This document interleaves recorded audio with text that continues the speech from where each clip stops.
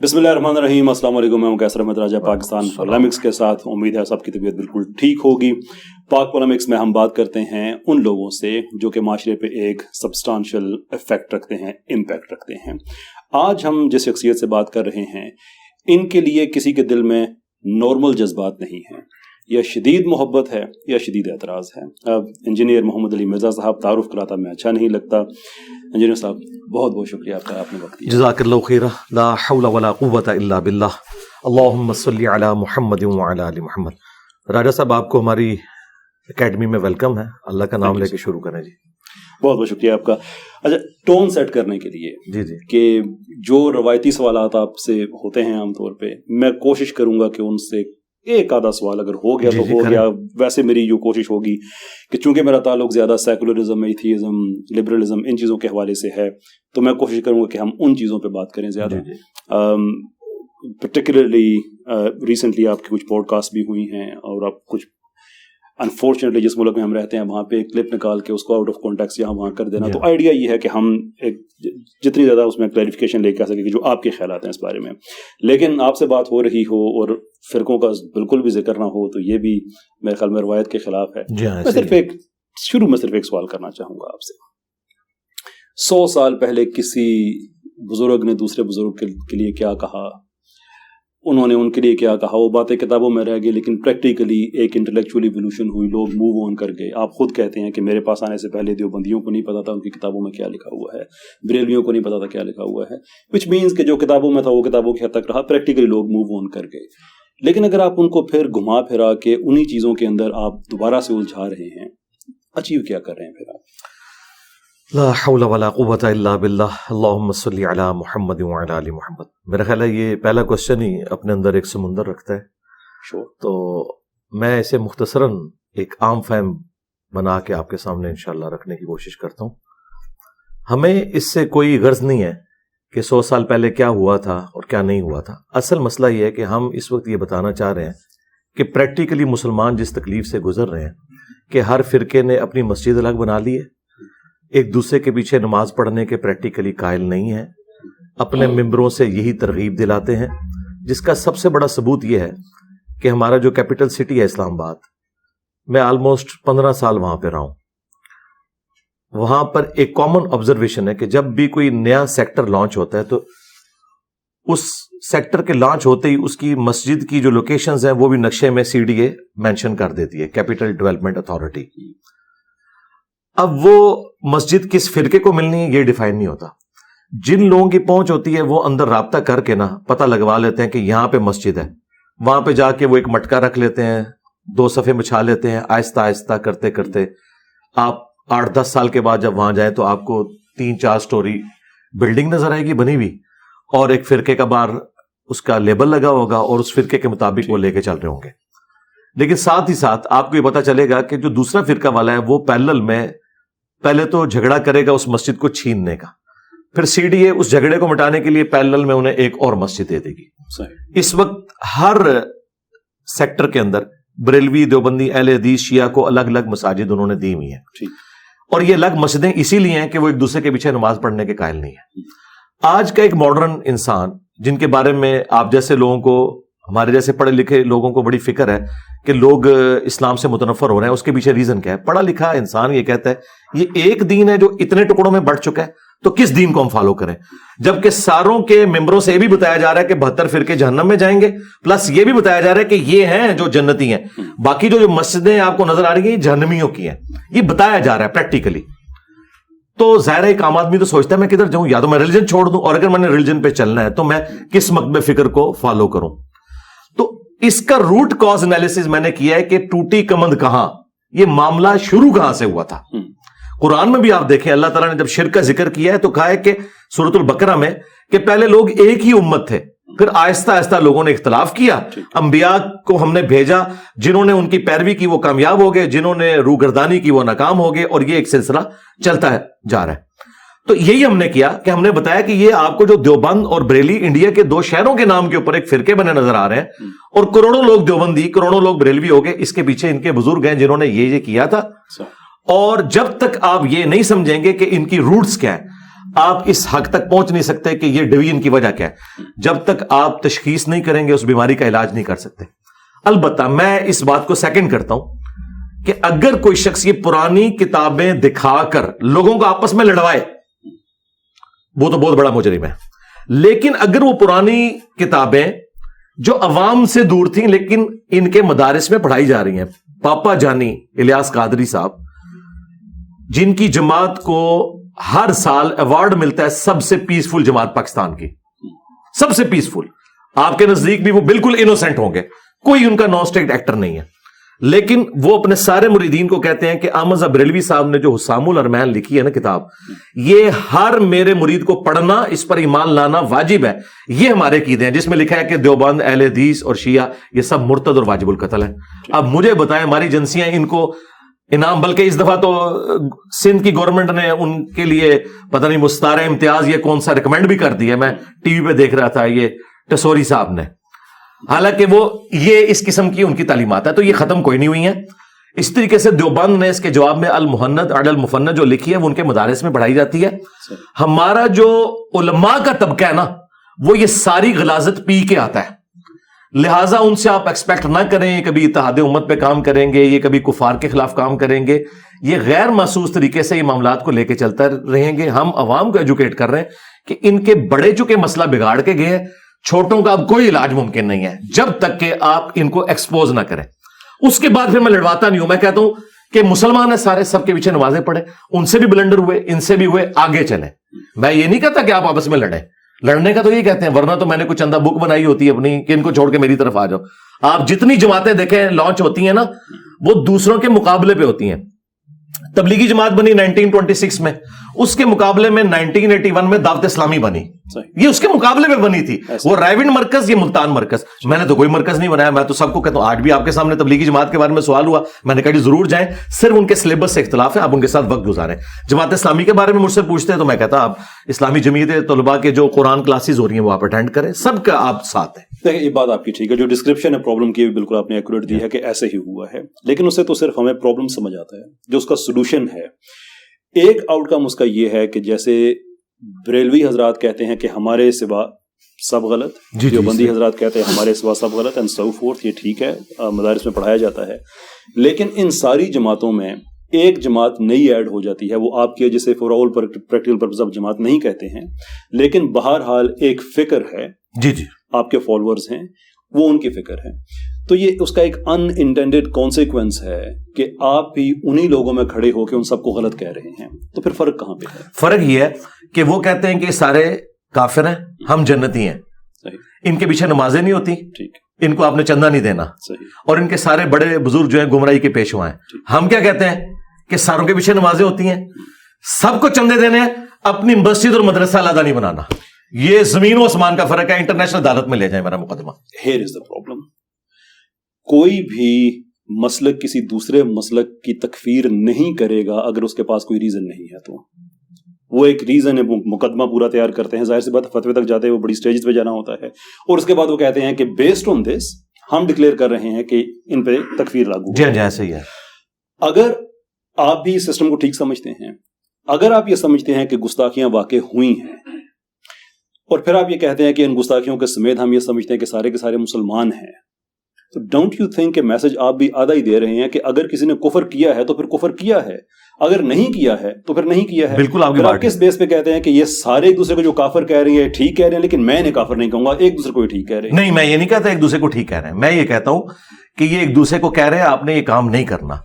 اور جہاں پہ ہمیں اختلاف ہے، ہم گستاخانہ عبارتوں کے اوپر فتویٰ لگاتے ہیں. صحیح. کہ یہ عبارت کفری ہے. اب مجھے بتائیں کون مسلمان ہے جو چشتی رسول اللہ یا اشرف علی تھانوی رسول اللہ کو اسلام کہہ دے گا؟ کفری کہیں گے. ہم یہ کہتے ہیں یہ عبارتیں کفری ہیں، بزرگوں نے لکھی، وہ اپنے ساتھ لے گئے. آپ جو ان کے نام کے ساتھ اپنے آپ کو منسوب کیے ہوئے آپ ان سے اعلان برات کر دو. جو اعلان برات کر دیتا ہے وہ ہمارا بھائی ہے. عوام دیوبند کی ہو، بریلویوں کی ہو، وہ تو اس کلمے کو صحیح نہیں سمجھتے. وہ کہتے ہیں جی ہمیں یہ ضرور بتایا گیا تھا کہ دیوبندیوں نے تھانوی رسول اللہ پڑھایا، ہمیں چشتی رسول اللہ کا نہیں پتا تھا، یہ آپ نے بتایا. اچھا میں نے نہیں بتایا، یہ دیوبندیوں کو پہلے ہی پتا تھا. ہاں ان کو پتا تھا، ان کو نہیں پتا تھا. میں نے سب کو بتایا. اس کی وجہ سے پتا کیا ہوا جیسے جب ایک بلی کی دم کٹتی ہے نا تو اس کی چیخیں نکلتی ہیں جب وہ باقیوں کی سلامت دیکھتی ہے، لیکن ساری بلیوں کی دم کٹ جائے نا پھر صبر آ جاتا ہے۔ میں نے سارے فرقوں کو صبر دلایا کہ یار مسئلہ اگر یہ آپ کے فرقے میں خرابی ہے تو ان میں بھی یہ تھی، لہٰذا اب یہ کرو کہ انہی خرابیوں کے ساتھ آپ اصلاح کی کوشش کرو اپنے فرقے میں رہتے ہوئے، اور کتاب و سنت جو آپ کلیم کرتے ہو کہ قرآن، بخاری، مسلم، یہ اہل سنت کی مین اسٹریم کی کتابیں، انہیں پڑھو، اس میں جو بریلویوں کی حق بات ہے وہ لے لو، جو دیوبند کی ہے وہ لے لو، جو اہل حدیث کی ہے وہ لے لو، لیکن اس کی بنیاد پہ اپنی مسجد الگ نہیں کرنی، چندہ بک نہیں بنانی، مدرسہ نہیں بنانا، انہی کے ساتھ رہنا ہے۔ آہستہ آہستہ ساتھ رہنے سے ان میں تبدیلی آئے گی۔ یہ پیغمبرانہ طریقہ یہی ہے نا، نبی علیہ السلام کوئی مشرکین عرب کو چھوڑ کے تو نہیں چلے گئے، آپ نے آہستہ آہستہ انہیں بتایا کہ تم ابراہیمی ہو، لیکن دین ابراہیمی یہ تھا۔ تو الحمدللہ ہمارے اسٹوڈنٹس آج تک صرف مارے کھا رہے ہیں، میرے کبھی کسی اسٹوڈنٹ نے کسی کو مارا نہیں۔ ہاں، ان فرقوں کے علماء نے انہیں مارا پیٹا، اونچی امین کہنے کے اوپر، رفع الذہن کہنے پہ نکالا۔ ہم پیسو ریزسٹنس میں بلیو کرتے ہیں۔ آپ کوئی ایک واقعہ رپورٹ نہیں کر سکتے کبھی ہم نے ایکٹیو ریزسٹنس کی ہو، کبھی میرے پہ ایف آئی آر کٹی یا مرڈر اٹیمپٹ ہوئی اور کبھی روڈ بلاک ہو گئی ہو، ایسا کبھی نہیں ہوا۔ حالانکہ آپ نے یہاں رش دیکھ لیا ہے، میں تو لوگوں کو کہتا ہوں کہ آپ نے نہیں آنا، لوگ پہلی دفعہ آتے ہیں تو یہاں ہمارے لیے جگہ کم پڑ گئی ہے۔ تو یہ وہ فرق ہے، اور یہ آپ کا پلیٹ فارم چونکہ ایک ایسا پلیٹ فارم ہے جس کو تمام مکاتب فکر کے لوگ دیکھتے ہیں، میں ان کے ذریعے بالکل کلیئر کٹ میسج دوں گا کہ یہ میری آؤٹ آف کانٹیکسٹ جو باتیں کاٹتے ہیں ون لائنر ہے میری طرف سے۔ میں تمام مکاتب فکر کو مسلمان سمجھتا ہوں، سوائے دو فرقوں کے، ایک اہل سنت کا فرقہ جو سب کانٹیننٹ میں پایا جاتا ہے، جو اب کافر ڈکلیئر ہو چکا ہے، قادیانی، چونکہ وہ شیعہ سے نہیں نکلے، وہ اہل سنت سے نکلے ہیں، حنفی ہیں، ابھی تک وہ اپنے آپ کو حنفی کہتے ہیں۔ دوسرا شیعہ کا فرقہ جو شام میں پایا جاتا ہے، نصیریہ، جو سیدنا علی علیہ السلام کے لیے الوہیت نعوذ باللہ کلیم کرتے ہیں۔ یہ دو فرقے کافر ہیں۔ باقی جتنے بھی فرقے ہیں، اہل سنت کے ہوں، حنفی، شافعی، مالکی، حنبلی، فروعی اختلافات ہیں اگرچہ، لیکن عقیدے کے بھی اختلافات ہیں، جس کا سب سے بڑا ثبوت یہ ہے کہ سلطنت عثمانیہ کے دور میں 1517 سے لے کر 1917 تک 400 سال تک کعبے میں 4 مصلے تھے۔ مجھے بتائیں ان بزرگوں کے اوپر میں صبح شاہ قنوت نازلہ نہ پڑھوں کہ انہوں نے امت کی جمعیت کو یہ توڑا کہ 400 سال تک کعبہ جو مسلمانوں کی یونٹی کی علامت تھا کہ پوری دنیا میں جہاں کہیں اس طرف رک کر کے نماز پڑھنی ہے، اس میں 4 مصلے ڈال دیے، اور پھر اس سے بڑا دھوکہ یہ دیا کہ چاروں حق میں ہیں۔ اگر چاروں حق میں ہیں تو 4 مصلے ڈالے تھے تو فجر کی نماز سارے حنفیوں کے پیچھے پڑھتے، ظہر کی سارے شافیوں کے پیچھے پڑھتے، چلو اس طرح بانٹ لیتے، پیرلل میں نمازیں ان کی ہوتی تھیں۔ یہ تو سعودی حکومت نے 1926 میں آ کے یہ مصلے اٹھائے ہیں۔ یہ میں آپ کو بزرگوں کی خدمات بتا رہا ہوں، وہ سلطنت عثمانیہ جس کے نام کے اوپر ہم تحریک خلافت اور یہ کام کرتے ہیں، کام انہوں نے یہ ڈالا ہوا تھا کہ کعبے کی جمعیت کو 400 سال تک 4 مصلوں میں رکھا ہے۔ آپ کے نزدیک بہتر سلوشن یہ تھا کہ کسی ایک مسلک کو پریفرنس دے کے باقی سب کو سپریس کر؟ نہیں، یہ ہونا ہی نہیں چاہیے تھا۔ جو حکومتی لیول کے اوپر امام مقرر کر دیا جائے، دنیا میں کسی بھی فرقے سے کوئی تعلق رکھتا ہے وہ وہاں پہ آ کے اس کے پیچھے نماز پڑھے جس طرح پڑھ رہے ہیں۔ سعودیہ نے ایک امام مقرر کیا ہے نا، وہ اپنے آپ کو نہ تو وہابی کہتا ہے، نہ وہ اپنے آپ کو شافعی کہتا ہے، نہ مالکی کہتا ہے، نہ حنفی کہتا ہے، وہ نماز پڑھاتا ہے، اس کے پیچھے سارے کے سارے لوگ نماز پڑھتے ہیں، یہ کام کرتے ہیں۔ 4 مصلے کیوں ڈال دیے؟ کیا نبی علیہ السلام کے مبارک زمانے میں 4 مصلے تھے؟ چلے خلفائے راشدین کے دور میں یہ تو کبھی نہیں ہوا کہ عقیدے کی بنیاد کے اوپر کعبے کی جمعیت کو آپ توڑ دیں۔ نبی علیہ السلام دنیا میں تشریف لے آئے تو کتنا ان کا دل دکھے کہ انہوں نے کعبے کے اندر 4 مصلے ڈال دیے، 4 امام۔ یہ تو صراحتاً میں سمجھتا ہوں کہ امت میں جو چند بڑی بدعتیں ہوئی ہیں نا ہمارے بزرگوں نے کی ہیں، ان میں سے ایک ہی ہے۔ اس طرح انہوں نے مزارات بنوائے۔ ٹھیک ہے، ہاں جی، اس سے ہم میٹافورک ڈرائیو کرتے ہیں کہ پھر پاکستان میں جو ہو رہا ہے مختلف مسالک ہیں، یہ آلموسٹ ایسے ہی جیسے کعبے کے اندر مختلف ہم نے جی ایسا ہی ہے، ایسا ہی ہے، ایک ہونی چاہیے۔ اصل میں آپ یہ کہنا چاہ رہے ہیں کہ پاکستان میں پھر جو اسٹیٹ ہے ریلیجن کے افیئرس کو وہ کنٹرول کرے، وہی ایک مسلک بتا دے، وہی ایک فرقہ بتا دے اور سب اسی کو فالو کریں؟ پھر نہیں، مسلک تو ایک نہیں بتا سکتی کیونکہ یہ تو اب بہت بڑی ڈویژن ہو چکی ہے۔ صحیح، اس کا تو اب کوئی علاج نہیں ہے۔ یہی تو ہم کہتے ہیں جو لوگ خلافت کی بات کرتے ہیں انہیں پتہ نہیں کتنا خطرناک کھیل کھیل میں ہے۔ خلافت کا مطلب پتہ کیا ہے کہ اگر ٹی ایل پی کی خلافت قائم ہوتی ہے نا، پھر دیوبند، اہل حدیث اور شیعہ کو پاکستان میں رہنے کا کوئی حق نہیں ہوگا۔ کس بیس پہ کہتے ہیں؟ وہ اس طرح ہوگا کہ جب وہ آئیں گے تو ان کے بزرگوں کی تو تعلیمات ہیں کہ وہابی واجب القتل ہے، ٹھیک ہے، وہابی جو ہے وہ انگریزوں کی پیداوار ہے، وہ تو امام کعبہ کے پیچھے بھی نماز پڑھنے کے قائل نہیں ہے، ان کے فتوے آئے ہوئے ان کے بڑوں کے، اور نہ ہی اس چیز کے قائل ہیں۔ کیا خادم رضوی سے میں نے گن پوائنٹ پہ کھلوایا تھا بادشاہی مسجد کے باہر کے چھڑ دے وہ ابھیاں دی کیڑی گل ہے تے سورن دے سور نے، وہ ریکارڈنگ ہوئی نا، انہوں نے اذان کو کہا کہ ان کی اذان کا بھی احترام نہیں ہے۔ بادشاہی مسجد میں دیوبندیوں کا امام ہے, دیوبندیوں کو بھی وہ وہابی کہتے ہیں. تو جب ان لوگوں کی حکومت آئے گی, جو لوگ کہہ رہے ہیں ان کی اذان کا احترام نہیں ہو, نہ ان کے کسی چیز کا بھی احترام نہیں کریں گے, یہ پریکٹیکل ہے. چلے اس پہ ہم آگے بڑھتے ہیں. ابھی ریسنٹلی بھی آپ نے ایک پوڈ کاسٹ میں بات کہی تھی کہ جو سیکولرزم ہے وہ اسلام کے زیادہ نزدیک ہے, اور اس کی آپ نے بیس یہ دی تھی کہ یہ مختلف جو مسالک ہیں یہ ہمیں وہابی اسلام یا شیعہ اسلام یا سنی اسلام, سنیوں کے جو جتنے بھی آگے سب سیٹ ہیں سارے, کہ یہ تو قابل قبول نہیں ہے, تو سیکولرزم پھر اس کے زیادہ نزدیک آ جاتا ہے, اسلام کے زیادہ نزدیک ہے. جی, میں ایز کمپیئر ٹو اس کے میں ایک عبارت آپ کے سامنے پڑھنا چاہتا ہوں جارج ہولیوک کی. یہ وہ آدمی ہے جس نے سیکولرزم کی ٹرم کوئن کی ہے, لفظ اس نے ایجاد کیا ہے. وہ کہتا ہے کہ secularism is a code of duty pertaining to this life founded on considerations purely human and intended mainly for those who find theology indefinite اور انیڈیکویٹ, انریلائبل اور انبلیویبل. کہ سیکولرزم نظریہ ہی ان لوگوں کے لیے ہے کہ جو الہیات کو ناکافی سمجھتے ہیں, ناقابل یقین سمجھتے ہیں, ناقابل اعتبار سمجھتے ہیں. اس میں سے کون سی چیز آپ کو اسلام کے نزدیک لگتی ہے؟ اس کی تو بات ہی نہیں کر رہا. جب میرے استاد ڈاکٹر اسرار صاحب کہتے تھے اسلامک ڈیموکریسی, تو یہ تو بہت بڑا ظلم ہے کوئی ویسٹرن ڈیموکریسی ڈاکٹر اسرار یا مودودی صاحب کے کھاتے میں ڈال دے. اس کی ڈیفینیشن وہ کریں گے. اب یہ لفظ لیا نا سیکولرزم کا, ہم سیکولرزم کی, میں نے اس میں بھی پوری تعریف کی تھی کہ میں کس سیکولرزم کی بات کر رہا ہوں. دیکھیں یہ ٹرمز جو ہیں معذرت کے ساتھ گوروں سے ہی ہمارے پاس آئی ہیں. آپ کی پوری اسلامک ہسٹری میں کسی بزرگ نے کبھی بھی کوئی آرگنائز جماعت نہیں بنائی ہے. پہلی جماعت جو بنی ہے نا اسلامک ہسٹری میں وہ جماعت اسلامی ہے. اور یہ کہاں سے نکلا بھائی؟ جب 1789 میں فرینچ ریولوشن آئی ہے, اس کے بعد دنیا کو سوشل ویلیوز, ایتھکس کا پتہ چلنا شروع ہوا ہے ماڈرن ایج کے اندر. پھر وہاں پہ جماعتی سسٹم بننا شروع ہوا. مسلمانوں نے یہ ساری چیزیں ان سے مستعار لی ہیں. مسلمانوں کی ہسٹری میں آپ کو کبھی نہیں ملے گا کہ امام بخاری کی ایک جماعت تھی اور اس کا فلاں جگہ پہ بخارے کے اندر اجتماع ہوتا تھا. یہ سب کچھ ہم نے ان سے مستعار لیے ماڈرن دور کے اندر. میں آپ کو بتا رہا ہوں, تو یہ چیزیں جو ہم نے ان سے مستعار لی ہیں پازیٹیو ہیں, جس طرح کیمرہ ہے, یوٹیوب, یہ ساری چیزیں لی ہیں. اس طرح سیکولرزم میں نے اس پوائنٹ آف ویو سے بات کی تھی کہ مذہب کسی کا انڈیویجول معاملہ ہے, کسی دوسرے کو کوئی رائٹ نہیں پہنچتا کہ اس پہ گن پوائنٹ کے ساتھ, جو قرآن میں بھی ہے. اس پوائنٹ آف ویو سے تو اس کی ڈیفینیشن تو میں کروں گا. جس طرح میں صوفیاء سے اتنا اختلاف رکھتا ہوں, اس کے باوجود وحدت الوجود وہ جب کہتے ہیں تو اہل حدیث تو صوفیاء کو کافر سمجھتے ہیں وحدت الوجود کی وجہ سے. وہ کہتے ہیں کہ وحدت الوجود کا مطلب ہے کہ اللہ کے سوا اور کوئی وجود ہی نہیں, یعنی ہم بھی اللہ کا حصہ ہیں. اس کو پینتھیزم کہا جاتا ہے. ڈاکٹر سرار صاحب پہ بھی کفر کا فتویٰ اہل حدیث نے لگایا کہ وہ اس کو مانتے تھے. تو ڈاکٹر سرار صاحب سے جب میں نے پوچھا, ان کا کہ وحدت الوجود کی جو میں ڈیفینیشن کر رہا ہوں میں اس کا پابند ہوں, یہ کائنات ایک وجود کی وجہ سے قائم ہے, نہ کہ یہ کہ ہم اس کا پارٹ ہے.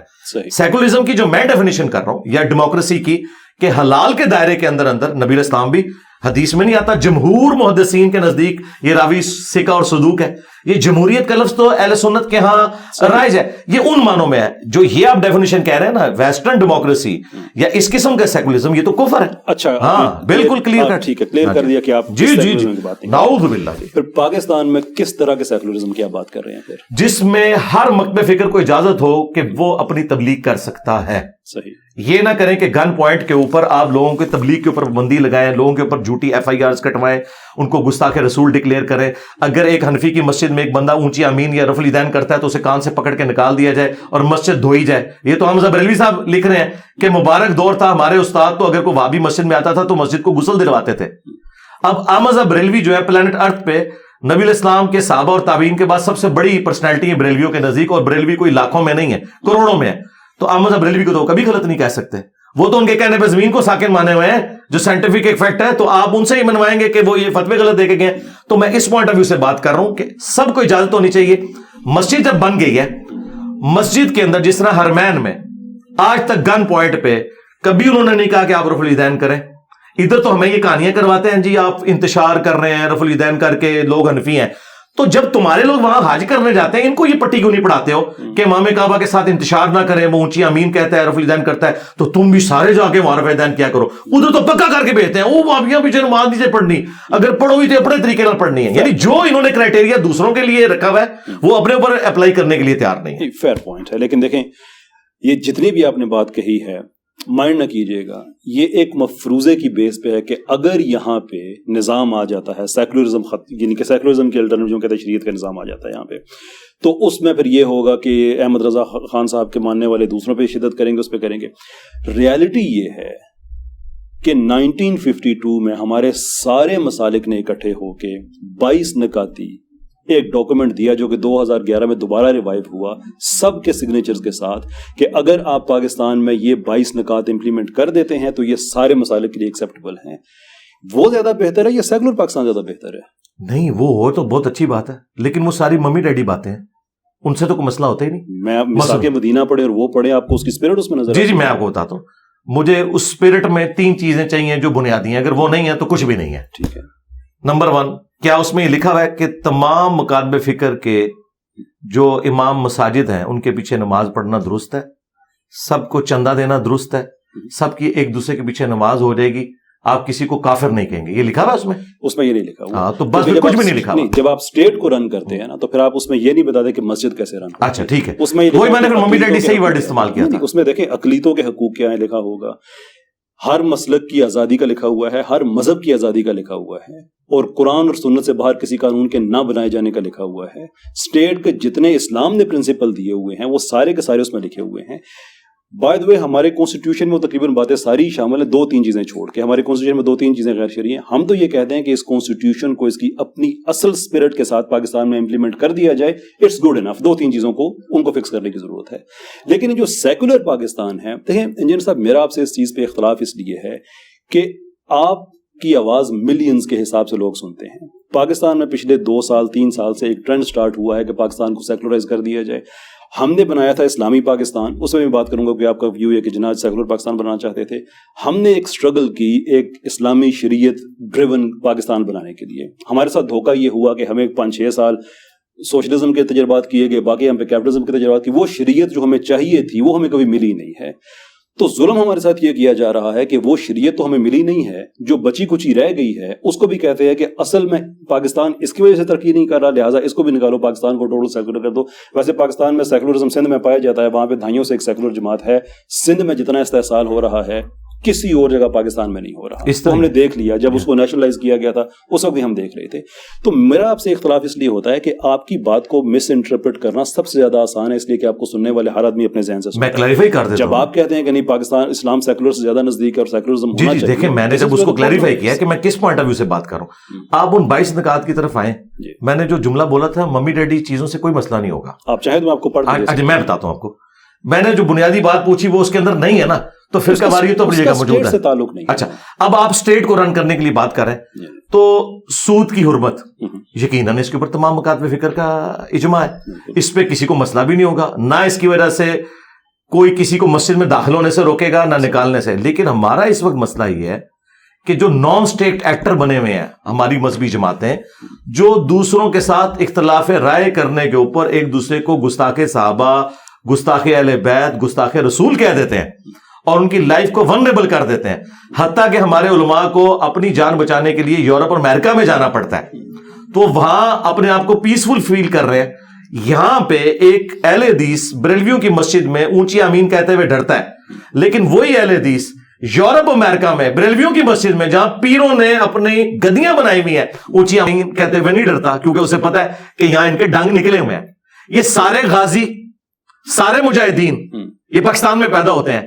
وہاں جا کے ان کے ڈنگ کیوں نکل جاتے ہیں؟ انگلینڈ پیروں کا دوسرا گھر ہے، وہاں تو کبھی کوئی غازی نہیں پیدا ہوا، وہاں تو کسی نے ایک ٹکیا رکھ کے شیعہ کو نماز پڑھتے ہوئے دیکھ کے مسجد سے نہیں نکالا. یہاں تو جناب پکڑ کے مارنا شروع کر دیتے ہیں. یہ میں بتا رہا ہوں، یہ والی جو چیز ہے نا، یہاں پہ بھی علماء پہ، دینی طبقوں پہ جب برا وقت آتا ہے نا تو وہ انہی سیکولر ملکوں کی طرف ہی رخ کرتے ہیں کہ وہاں ان کو کم از کم اپنی جان کی پروٹیکشن ہے. جو اسٹیٹ کی آپ بات کر رہے ہیں، اسٹیٹ 2 چیزوں کے اوپر قائم ہے جی بنیادی طور پہ، احترام جان اور احترام مال. اگر یہ 2 چیزیں نہیں ہیں وہ اسٹیٹ 0 سے ملٹیپلائی ہے اور اسے انشور کرتی ہے جوڈیشری. تو مجھے بتائیں کیا آپ کے ملک میں احترام جان ہے فرقوں کا ایک دوسرے کے لیے؟ نہیں. بس یہی مسئلہ ہے. فرقوں سے باہر نکلیں کسی اور جگہ پہ ہے، وہاں پہ بھی نہیں ہے نا. میں بتایا یورپ امریکہ میں میں تسلی سے پڑھ سکتا ہوں، وہاں احترام جان. ہاں پاکستان میں نہیں ہے. وہ دیکھیں میرا اور اس کی ریزن علماء ہے. انجینئر صاحب ہمارا ان معاملات میں کم سے کم پاکستان اور یورپ کا کوئی مقابلہ نہیں ہے. and there are reasons, there are cultural reasons. Pakistan میں جو شدت پسندی ہے، یہ شدت پسندی ہمیں DHA میں نظر نہیں آتی ہے، بحریہ میں بھی نظر نہیں آتی ہے. وہی مسلمان ہیں، وہی مسالک ہیں، لیکن اس کی وجہ یہ ہے کہ وہاں پہ لوگ آسودگی کے ساتھ رہتے ہیں، دیر فوری چیزیں میٹر نہیں کرتی ہیں. ہم 2 ڈاکو پکڑ لیتے ہیں، ان کو زندہ جلا دیتے ہیں، اس کے پیچھے مذہب تو نہیں ہوتا. اکنامکلی لوگ بھرے پڑے ہیں وہ ایک اور بات ہے، لیکن پھر بھی جڑاں والا واقعہ ہوا اور واقعات ہوئے، پاکستانی قوم ریزسٹنس شو کرتی ہے۔ جرمنی میں 8 سال میں 850 سے زیادہ مساجد پہ حملے ہوئے، ایک بندہ باہر نہیں نکلا کبھی۔ جن چیزوں میں پاکستان ابھی قائم ہے اس پہ ہمیں فخر کرنا چاہیے۔ وہ باہر کیا ہوتا ہے وہ ٹوٹل ایک اور کہانی ہے۔ وہاں کے جو لوگوں کو لائف سٹائل دیا یہاں دیں، وہاں پہ تو کسی نے بتا دیا تھا کورونا میں کہ یہ 5G کے ٹاور ہیں اس سے کورونا پھیلتا ہے۔ لوگوں نے Belgium, Holland, UK، US 5G کے ٹاورز کو آگ لگانی شروع کر دی تھی۔ تو ہم تو الحمدللہ اتنے برے حالات میں بھی پھر بھی کچھ نہ کچھ اخلاقیات ہم شو کرتے ہیں، وہ کہانی اور ہے۔ لیکن جو آپ کہتے ہیں نا کہ سیکولرزم پاکستان کے لیے کچھ بہتر لگتا ہے، سو فورتھ، دیکھیں میرا اس میں ایشو یہ ہے کہ آپ نے اپنے ایک پوڈ کاسٹ میں غالباً شہزاد غیاث صاحب کی پوڈ کاسٹ میں کہا تھا کہ ان حالات میں سیکولرزم بہتر لگتا ہے کہ یہ اپنے آرگومنٹس لے کے آئیں، ہم اپنے آرگومنٹس لے کے آئیں تو پھر لوگ فیصلہ کر لیتے ہیں۔ یہی مشورہ جب جناب رسالت مآب صلی اللہ علیہ وسلم کو کفار مکہ نے دیا تھا تو اللہ نے سورہ کافرون نازل کی تھی کہ حق باطل کے ساتھ مکس نہیں ہوگا۔ 1400 سال کے بعد اگر انجینئر محمد علی مرزا صاحب ایگزیکٹلی وہی مشورہ دے رہے ہیں، ڈونٹ یو تھنک کہ لوگ اسے مس لیڈ؟ میں تو بات ہی کچھ اور کر رہا ہوں۔ نبی علیہ السلام کا مبارک زمانے کی ایک چیز وہ سب سے ممتاز ہے کہ اس زمانے میں فرقے نہیں تھے۔ صحیح بات۔ ہاں، یہ اتنا بڑا ڈیفرنس ہے کہ اب قیامت تک وہ والی مثال پیش ہی نہیں کی جا سکتی۔ ہمارا مسئلہ یہ ہے کہ حضرت ابو بکر بریلوی، حضرت عمر دیوبندی، حضرت عثمان جو ہے اہل حدیث اور حضرت علی شیعہ نہیں تھے۔ یہ جو آپ کو کینسر لگ گیا نا، یہ ہر چیز کے اوپر حاوی ہو گیا۔ ٹھیک ہے، نبی علیہ السلام کی مبارک سیرت پریکٹیکلی اگر امپلیمنٹ نہیں ہو سک رہی نا، اس کے پیچھے یہ ساری ریزن ہے۔ مولانا مودودی بھی خلافت کی بات کرتے تھے، ہمارے استاد ڈاکٹر سرار صاحب بھی، لیکن یہ سب لوگ ایک چیز اوور لک کر گئے کہ خلافت تب آئے گی جب عقیدہ ایک ہوگا۔ جب عقیدہ، دیکھیں ایران میں انہوں نے انقلاب لائے نا، کیوں؟ ایک عقیدہ تھا، ایک عقیدہ تھا۔ پاکستان میں ایسا نہیں ہے۔ اب آپ نے جو DHA کی، میں اسے بھی ریویٹل کر دوں، سرکار DHA کے پیچھے نہیں، آپ DHA کے مسجدیں TLP کے حوالے کریں، ٹھیک ہے؟ اور فوج والوں کو کہ آپ نے ان کو ڈنڈا نہیں دینا، یہ ڈنڈے کا لفظ میں وہ والا استعمال کروں دوسرا، آپ اللہ کے فضل سے 1 مہینہ صرف گزرنے دیں، 3-4 غازی 5-6 شہداء کے غائبانہ نماز جنازہ آپ نے نہ پڑھے نا، تو میں یہ پلیٹ فارم ہی ختم کر دوں گا۔ which is to say کہ اگر اس کا مطلب کچھ اور ہے، اس کا پھر مطلب یہ ہوا نا کہ اگر اسٹیٹ اپنی ذمہ داری لیتی ہے اور وہ مسلمان وہیں پہ وہ مسلمان ہیں جو DHA میں نظر آتے ہیں، میں صرف اگزامپل کے طور پہ کہہ رہا ہوں، کلف نہیں، جتنے بھی ہیں کہ وہ علاقے جہاں پہ آسودگی ہے وہاں پہ ہمیں وائلنس نظر نہیں آتا۔ آسودگی وجہ نہیں ہے، ان کا بیچ میں داخل ہونا وجہ ہے، یہ نہیں، یہ وجہ ہے، ان کو آپ نکالیں۔ پوری دنیا میں اسٹڈیز موجود ہیں کہ جب آپ فائنینشلی کمزور ہوتے ہیں تو آپ کے رویوں میں تشدد آتا ہے، جس چیز سے آپ ایموشنلی زیادہ ایفیلیٹ ہوتے ہیں وہ وائلنس اس صورت میں نکلتا ہے۔ انگلینڈ میں فٹ بال کی صورت میں زیادہ وائلنس سامنے آتا ہے آسودگی ہونے کے باوجود۔ پاکستان میں لوگ چونکہ ریلیجن سے ایموشنلی زیادہ ایفیلیٹ ہیں اس لیے ریلیجن کی صورت میں زیادہ نکلے گا، ریلیجن ریموو کر دے کسی اور صورت میں نکلے گا۔ کیونکہ ہم یہ جو سیکولرزم کی بات کر رہے ہیں، اور ڈاکٹر تیمور رحمان صاحب نے بھی یہاں پہ آ کے آپ سے ایک سوال کیا تھا اور آپ نے کہا تھا کہ میں یہ سمجھتا ہوں کہ یہ جو سوشلسٹ لوگ ہیں ان کی جو فکر دوبارہ سے ڈیولپ ہوئی ہے یہ آلموسٹ ایسی ہے جیسے نبی پاک صلی اللہ علیہ وسلم کی باتیں کبھی، کیونکہ یہ فطرت کی آواز ہے۔ ویئرز ریالٹی ہے، اور اس میں آپ نے لینن کا نام بھی لیا تھا، صرف لینن کو اگر ہم دیکھیں تو lower and 10,000 upper and 1 million لوگ جو اس کے کھاتے میں لکھے جاتے ہیں جو قتل ہوئے اس کی وجہ سے۔ 3 ہمارے پاس سیکولر گورنمنٹس آتی ہیں، سوشلسٹ گورنمنٹس، جس میں کمبوڈیا کی ہے، سوویت ہے اور چائنا کی ہے۔ صرف ان 3 کے ملا کر 150 ملین 15 کروڑ لوگوں کا قتل ہوتا ہے۔ کہنے کا مطلب یہ ہے کہ جو وائلنس ہے یہ کوئی لمیٹڈ نہیں ہے اسلام کے لیے، اور پرٹیکولرلی یہ جن لوگوں کی آپ اگزامپل دے رہے ہیں اس میں تو ایک خطرہ یہ بھی سامنے آ جاتا ہے کہ چونکہ اب کوئی پاکستان میں کوئی سوشلسٹ کی بات کرے نا اگر، تو لوگ اس کی بات کو اتنا سیریس نہیں لیں گے، اس لیے کہ فکری طور پہ پہلے ہی اس میں ایک اختلاف پایا جاتا ہے۔ ویئرز آپ سے لوگ فکری طور پہ مذہبی طور پہ اختلاف نہیں رکھتے ہیں کہ آپ ان کے اپنے ہیں۔ اب ملینز کے حساب سے آپ کے فالوور جب سنتے ہیں کہ لینن کی باتیں وہی ہیں جو نبی پاک صلی اللہ علیہ وسلم کی ہیں، جو کہ فیکچولی انیکوریٹ ہے۔ ریڈ ٹیرر اس آدمی نے شروع کیا، یہ رین آف ٹیرر یہ سیکولرز کا تھا، جو لیگ آف ملیٹنٹ ایتھیسٹ یہ ان کی تھی۔ 60 لاکھ تک کے فگرز ہیں یوکرین میں لوگوں نے بھوکے مار دیے۔ جب ہم یہ دیکھتے ہیں کہ بھوک اور ننگ پہ ایک سسٹم ایسا ہے جو صرف قتل و غارت سے 50,000 کے لگ بھگ انہوں نے چرچز کو اڑا دیا، وہ قتل و خون کی بیس پہ زبردستی امپوز کیا جاتا ہے، یہ لوگ بعد میں دیکھیں گے۔ ڈونٹ یو تھنک کہ آپ کی یہ باتیں سن کے لوگ سوشلزم کے نزدیک آ سکتے ہیں کہ یار یہ تو وہی سسٹم ہے جو اسلام کہہ رہا ہے، ویئر ایز یہ کمپلیٹلی ڈفرنٹ چیزیں ہیں، اکنامکلی، سوشلی، ہر معاملے میں ایک دوسرے سے اختلاف ہے۔ دیکھیں اب یہ پوری ڈاکٹرن اگر میں سے ڈسکس کروں، پہلی بات یہ ہے کہ یہ جو آپ باتیں کر رہے ہیں نا، ان ساری باتوں میں ہمیں آپ سے کوئی اختلاف نہیں ہے، ہم کب یہ بات کر رہے ہیں۔ میں نے کبھی یہ نہیں کہا کہ سوشلزم یا کمیونزم ایک پرفیکٹ نظام ہے. میں تو کیپٹلزم کی بھی تعریف کرتا ہوں. دنیا میں جتنی ترقی ہوئی ہے اس وقت, جدید سائنس کی دنیا میں آپ کو جو نظر آ رہی ہے, یہ کمپٹیشن یہ کیپٹلزم کی وجہ سے. اسلامی اکانومی کافی دیکھیں یہ چیزیں, یعنی جو اس کی سوشل ویلیوز کی بات ہو رہی ہے کہ ایک غریب آدمی کو بھوکا نہیں مرنا چاہیے, اور وہ جو لینن کی بات تو خیر اس میں نے کارل مارکس کے حوالے سے بات کی تھی. اب معذرت کے ساتھ مجھے بتائیے, یہاں پہ ڈاکٹر اقبال کو آئیڈیلائز کیا ہوا سب نے اسلامی نظام میں. آپ کو پتا ہے ڈاکٹر اقبال نے کارل مارکس کے بارے میں کیا کہا ہوا ہے؟ بڑی اچھی بات ہے کہی ہے نا, تو ٹھیک ہے, ہم ان کے ساتھ ایگری کرتے ہیں کہ ڈاکٹر اقبال نے ٹھیک ہے. میں اس معاملے میں آپ سے متفق ہوں, جو آپ نے امام مالک کے حوالے سے بتایا تھا. اچھی بات ہے, چلیں آپ نے تو بات ہی ختم کر دی. اس کا مطلب ہے اپنی آڈینس کو یہ بتائیں کہ ڈاکٹر اقبال کو جو پیغمبر بنا لیا نا پاکستانی قوم نے, خدا کے لیے اس سے باہر نکلے. انہوں نے بڑی عجیب و غریب باتیں کی ہیں. وہ جس سے بھی, وہ ہٹلر سے بھی متاثر ہے. جمہوریت کے خلاف جتنی نفرت ان کے دل میں تھی نا, وہ ہٹلر کی کتاب پڑھ کے آئی ہے. انہوں نے ہٹلر کی تعریف بھی کی ہے. وہ کارل مارکس سے بھی متاثر تھے. وہ چونکہ ان کی تعلیم پوری ادھر تھی, وہ ادھر سے ہی چیزیں انہوں نے گڈمٹ کی اور سارا کچھ. لوگ ان کو ایک اسلامک اسکالر کے طور پہ پیش کرتے. وہ ایک فلاسفر تھے جو مختلف فلسفیوں سے متاثر تھے. دین ہوا جو کتاب و سنت کا نام ہے. اچھا, لہٰذا یہ تو کلیئر ہو گیا. کارل مارکس کے بارے میں انہوں نے کہا ہے کہ وہ پیغمبر نہیں ہے لیکن اس کے پاس کتاب تھی. اتنا بڑا جملہ اگر آج کوئی بول دے نا, اس پہ 295 CA لگوائیں گے. اور یہ ڈاکٹر اقبال نے کارل مارکس کے بارے میں کہا, تو میں کبھی یہ نہیں کہوں گا کہ مکمل طور پہ وہ ایگری کرتے ہوں گے. لہٰذا میں کیٹیگوریکل اسٹیٹمنٹ دے دیتا ہوں. اجازت دے دیں اقبال کے حوالے سے. میں ویسے بابوں والا نہیں ہوں, لیکن اگر کوئی بابا میرے ہوتے تو وہ اقبال ہی ہوتے. لیکن میں یہ فرق رکھتا ہوں کہ اقبال کی غلط بات کو میں غلط ہی کہتا ہوں. بس اچھی بات. اقبال کا ڈیفینس یہ ہے کہ ہم نے اقبال کی انٹلیکچوئل ایولیوشن کے پیریڈ کو ان کا فائنل پروڈکٹ سمجھ لیا ہے. اقبال کی ون آف دا بیسٹ, میں نے یعنی کہ جو اسکولاسٹک فلسفی کے حوالے سے اگر آپ نے ڈیپتھ میں سمجھنا ہے, reconstruction of religious thought in Islam, میں سمجھتا ہوں اس سے بہترین, ویسے وہ کتاب تو نہیں ہے, وہ مجموعہ ہے مختلف مضامین کا, اس سے بہتر انسان کو نہیں مل سکتا. لیکن اتنی وہاں پہ غیر شرعی باتیں لکھی ہوئی ہیں کہ انسان کو حیرت ہوتی ہے کہ اقبال یہ کیسے لکھ سکتے تھے. But the answer is کہ اقبال جب اپنے انٹلیکچوئل ایولیوشن کی جو ان کی جرنی تھی, اس میں جو ان کے نظریات تھے جو بعد میں ایک ایک کر کے سارے چینج ہوئے. یہ اقبال کے ساتھ ناانصافی ہے کہ ان کی پہلے والی باتیں ہم ان کو کوٹ کریں. جیسے بھی میرا ایک ملحد کے ساتھ ایک مناظرہ تھا, تو وہ اسلام کی ساری وہ پریکٹسز جو احکام آنے سے پہلے ہو رہی تھی وہ ان کو کوٹ کر رہے اسلام کو. نہ تو میں ان سے کہہ رہا تھا کہ نہیں, خطبۃ الوداع مجھے وہ بتاؤ کہ جو فائنل اسلام جب قبول ہو گیا اس وقت یہ پریکٹسز تھیں یا نہیں تھی. وہ تو ہماری ہسٹری میں لکھا ہوا ہے کہ لوگ غلط باتیں کرتے تھے, لیکن اس کو تو ہم مثال تو نہیں بنا سکتے. جی ٹھیک ہے. تو اقبال نے وہ جتنی باتیں جتنی بھی قابل اعتراض ہیں وہ ساری کی سارے کا, وہ امام مہدی کے آنے سے وہ متنفر تھے کہ انہوں نے واپس نہیں آنا, اور بڑی بڑی نیچے سے متاثر, نیچے جیسے بندے سے. میں تو اس وقت جو پاکستانی قوم ڈاکٹر اقبال کی اچھائیاں بھی بیان کر رہی ہے نا, میں تو ان چیزوں سے بھی قرآن و سنت کی روشنی میں اختلاف رکھتا ہوں. وہ رائٹ ہے, ہاں وہ قرآن و سنت کے بالکل سب سے بڑی, یعنی پاکستانی قوم میں مردوں کی داڑھی نہ رکھنے کی سب سے بڑی وجہ ڈاکٹر اقبال ہے. ٹھیک ہے, وہ کہتے ہیں سب سے بڑا عاشق رسول اور بغیر داڑھی کے.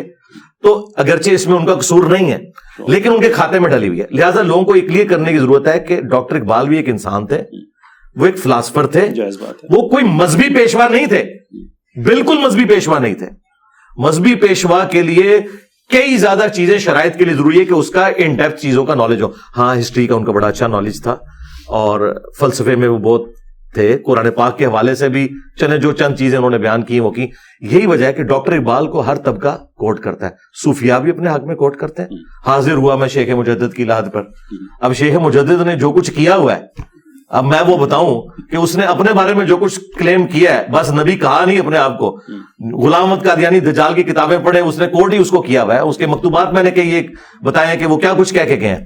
اچھا, تو بات یہ کہ وہ ہر بندے سے متاثر ہوتے تھے. ہٹلر سے وہ متاثر ہیں, کارل مارکس سے وہ متاثر ہیں, شیخ مجدد سے وہ متاثر ہیں رہے. لیکن یہ ہم ان کا جو دفاع کرنے کی کوشش کر رہے ہیں نا, یہ تب ہوگا, دفاع یہ ہوگا کہ وہ اپنی زندگی کے آخری ان ساری چیزوں میں نا ان ساری چیزوں کو مینشن کر کے ان کا ڈینائل کریں گے. اچھا, اگر وہ ڈینائل انہوں نے کیا ہوا ہے نا ان چیزوں کا, تو وہ آپ میرے ساتھ شیئر کیجئے گا. تو بڑی اچھی بات ہے کہ انہوں نے ان چیزوں کا ڈینائل کیا. جی دیکھیں, ریکنسٹرکشن میں انہوں نے لکھا کہ امام مہدی کے بارے میں انہوں نے لکھا تو یہ زرتشت کے لوگوں کا آئیڈیا ہے, کوئی اسلام میں ایسا نہیں, کلیئر ڈینائل کیا. لیکن بعد میں ان کے ہم خطوط دیکھتے ہیں جنہوں نے اپنے دوستوں کو لکھے ہیں, انہوں نے کیٹیگوریکلی اکنالج کیا کہ ہاں یہ بات تو واقعی جو ہے یہ تو انہوں نے آنا ہے سارا, تو ہمیں وہ ساری باتیں مل جاتی ہیں. ہو سکتا ہے مولویوں کے پریشر میں انہوں نے جواب شکوہ کی طرح کو خط بھی لکھ دیا ہو. ویسے تو اقبال کا جو اپنا عقیدہ ہے وہ شکوہ ہے, جواب شکوہ تو انہوں نے.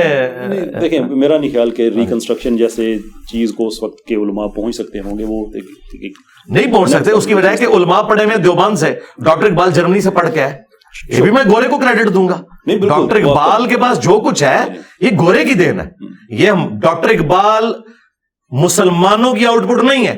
ہاں ورنہ تو ادھر 50 ڈاکٹر اقبال اور پیدا ہو جاتے ہیں نا.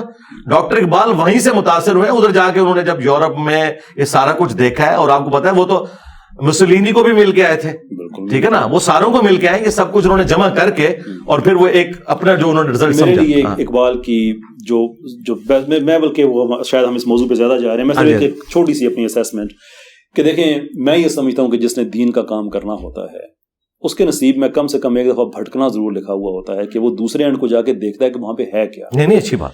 اقبال اور سر سید دو کہانیاں ہیں. میں یہ سمجھتا ہوں کہ سر سید دوسرے اینڈ پہ گئے, اقبال بھی گئے. فرق یہ کہ اقبال واپس آ گئے, سر سید واپس نہیں آ سکے, اور جو انہوں نے ایسی ایسی باتیں لکھ دی جو کہ میں نہیں سمجھتا کہ کسی جی ٹھیک ہے وہ تمہارا اختلاف ہے, لیکن اقبال کا وہاں پہ گئے بٹ ہی کیم بیک. ان کا جو میں سمجھتا ہوں کہ یہ جو آئیڈیا ہے نا کہ آپ نے رسم شبیری ادا کرنی ہے تو خانقاہوں سے نکل کے کرنی ہے, product of which thought is Pakistan, میں یہ سمجھتا ہوں کہ یہ کسی بزرگ کے کرنے والا کام بھی نہیں تھا, یہ کسی عالم دین کے کرنے والا بھی کام. انہوں نے میرے والد صاحب کہتے ہیں کہ جناح اور قائد کیسے اور کیا کرو کہ یہ غلام آزاد کرو تو کتنا ہوتا ہے. انہوں نے علماء آزاد کرا دیے, پاکستان بنایا جب, پہلے نہیں تھے آزاد, پھر ہو گئے.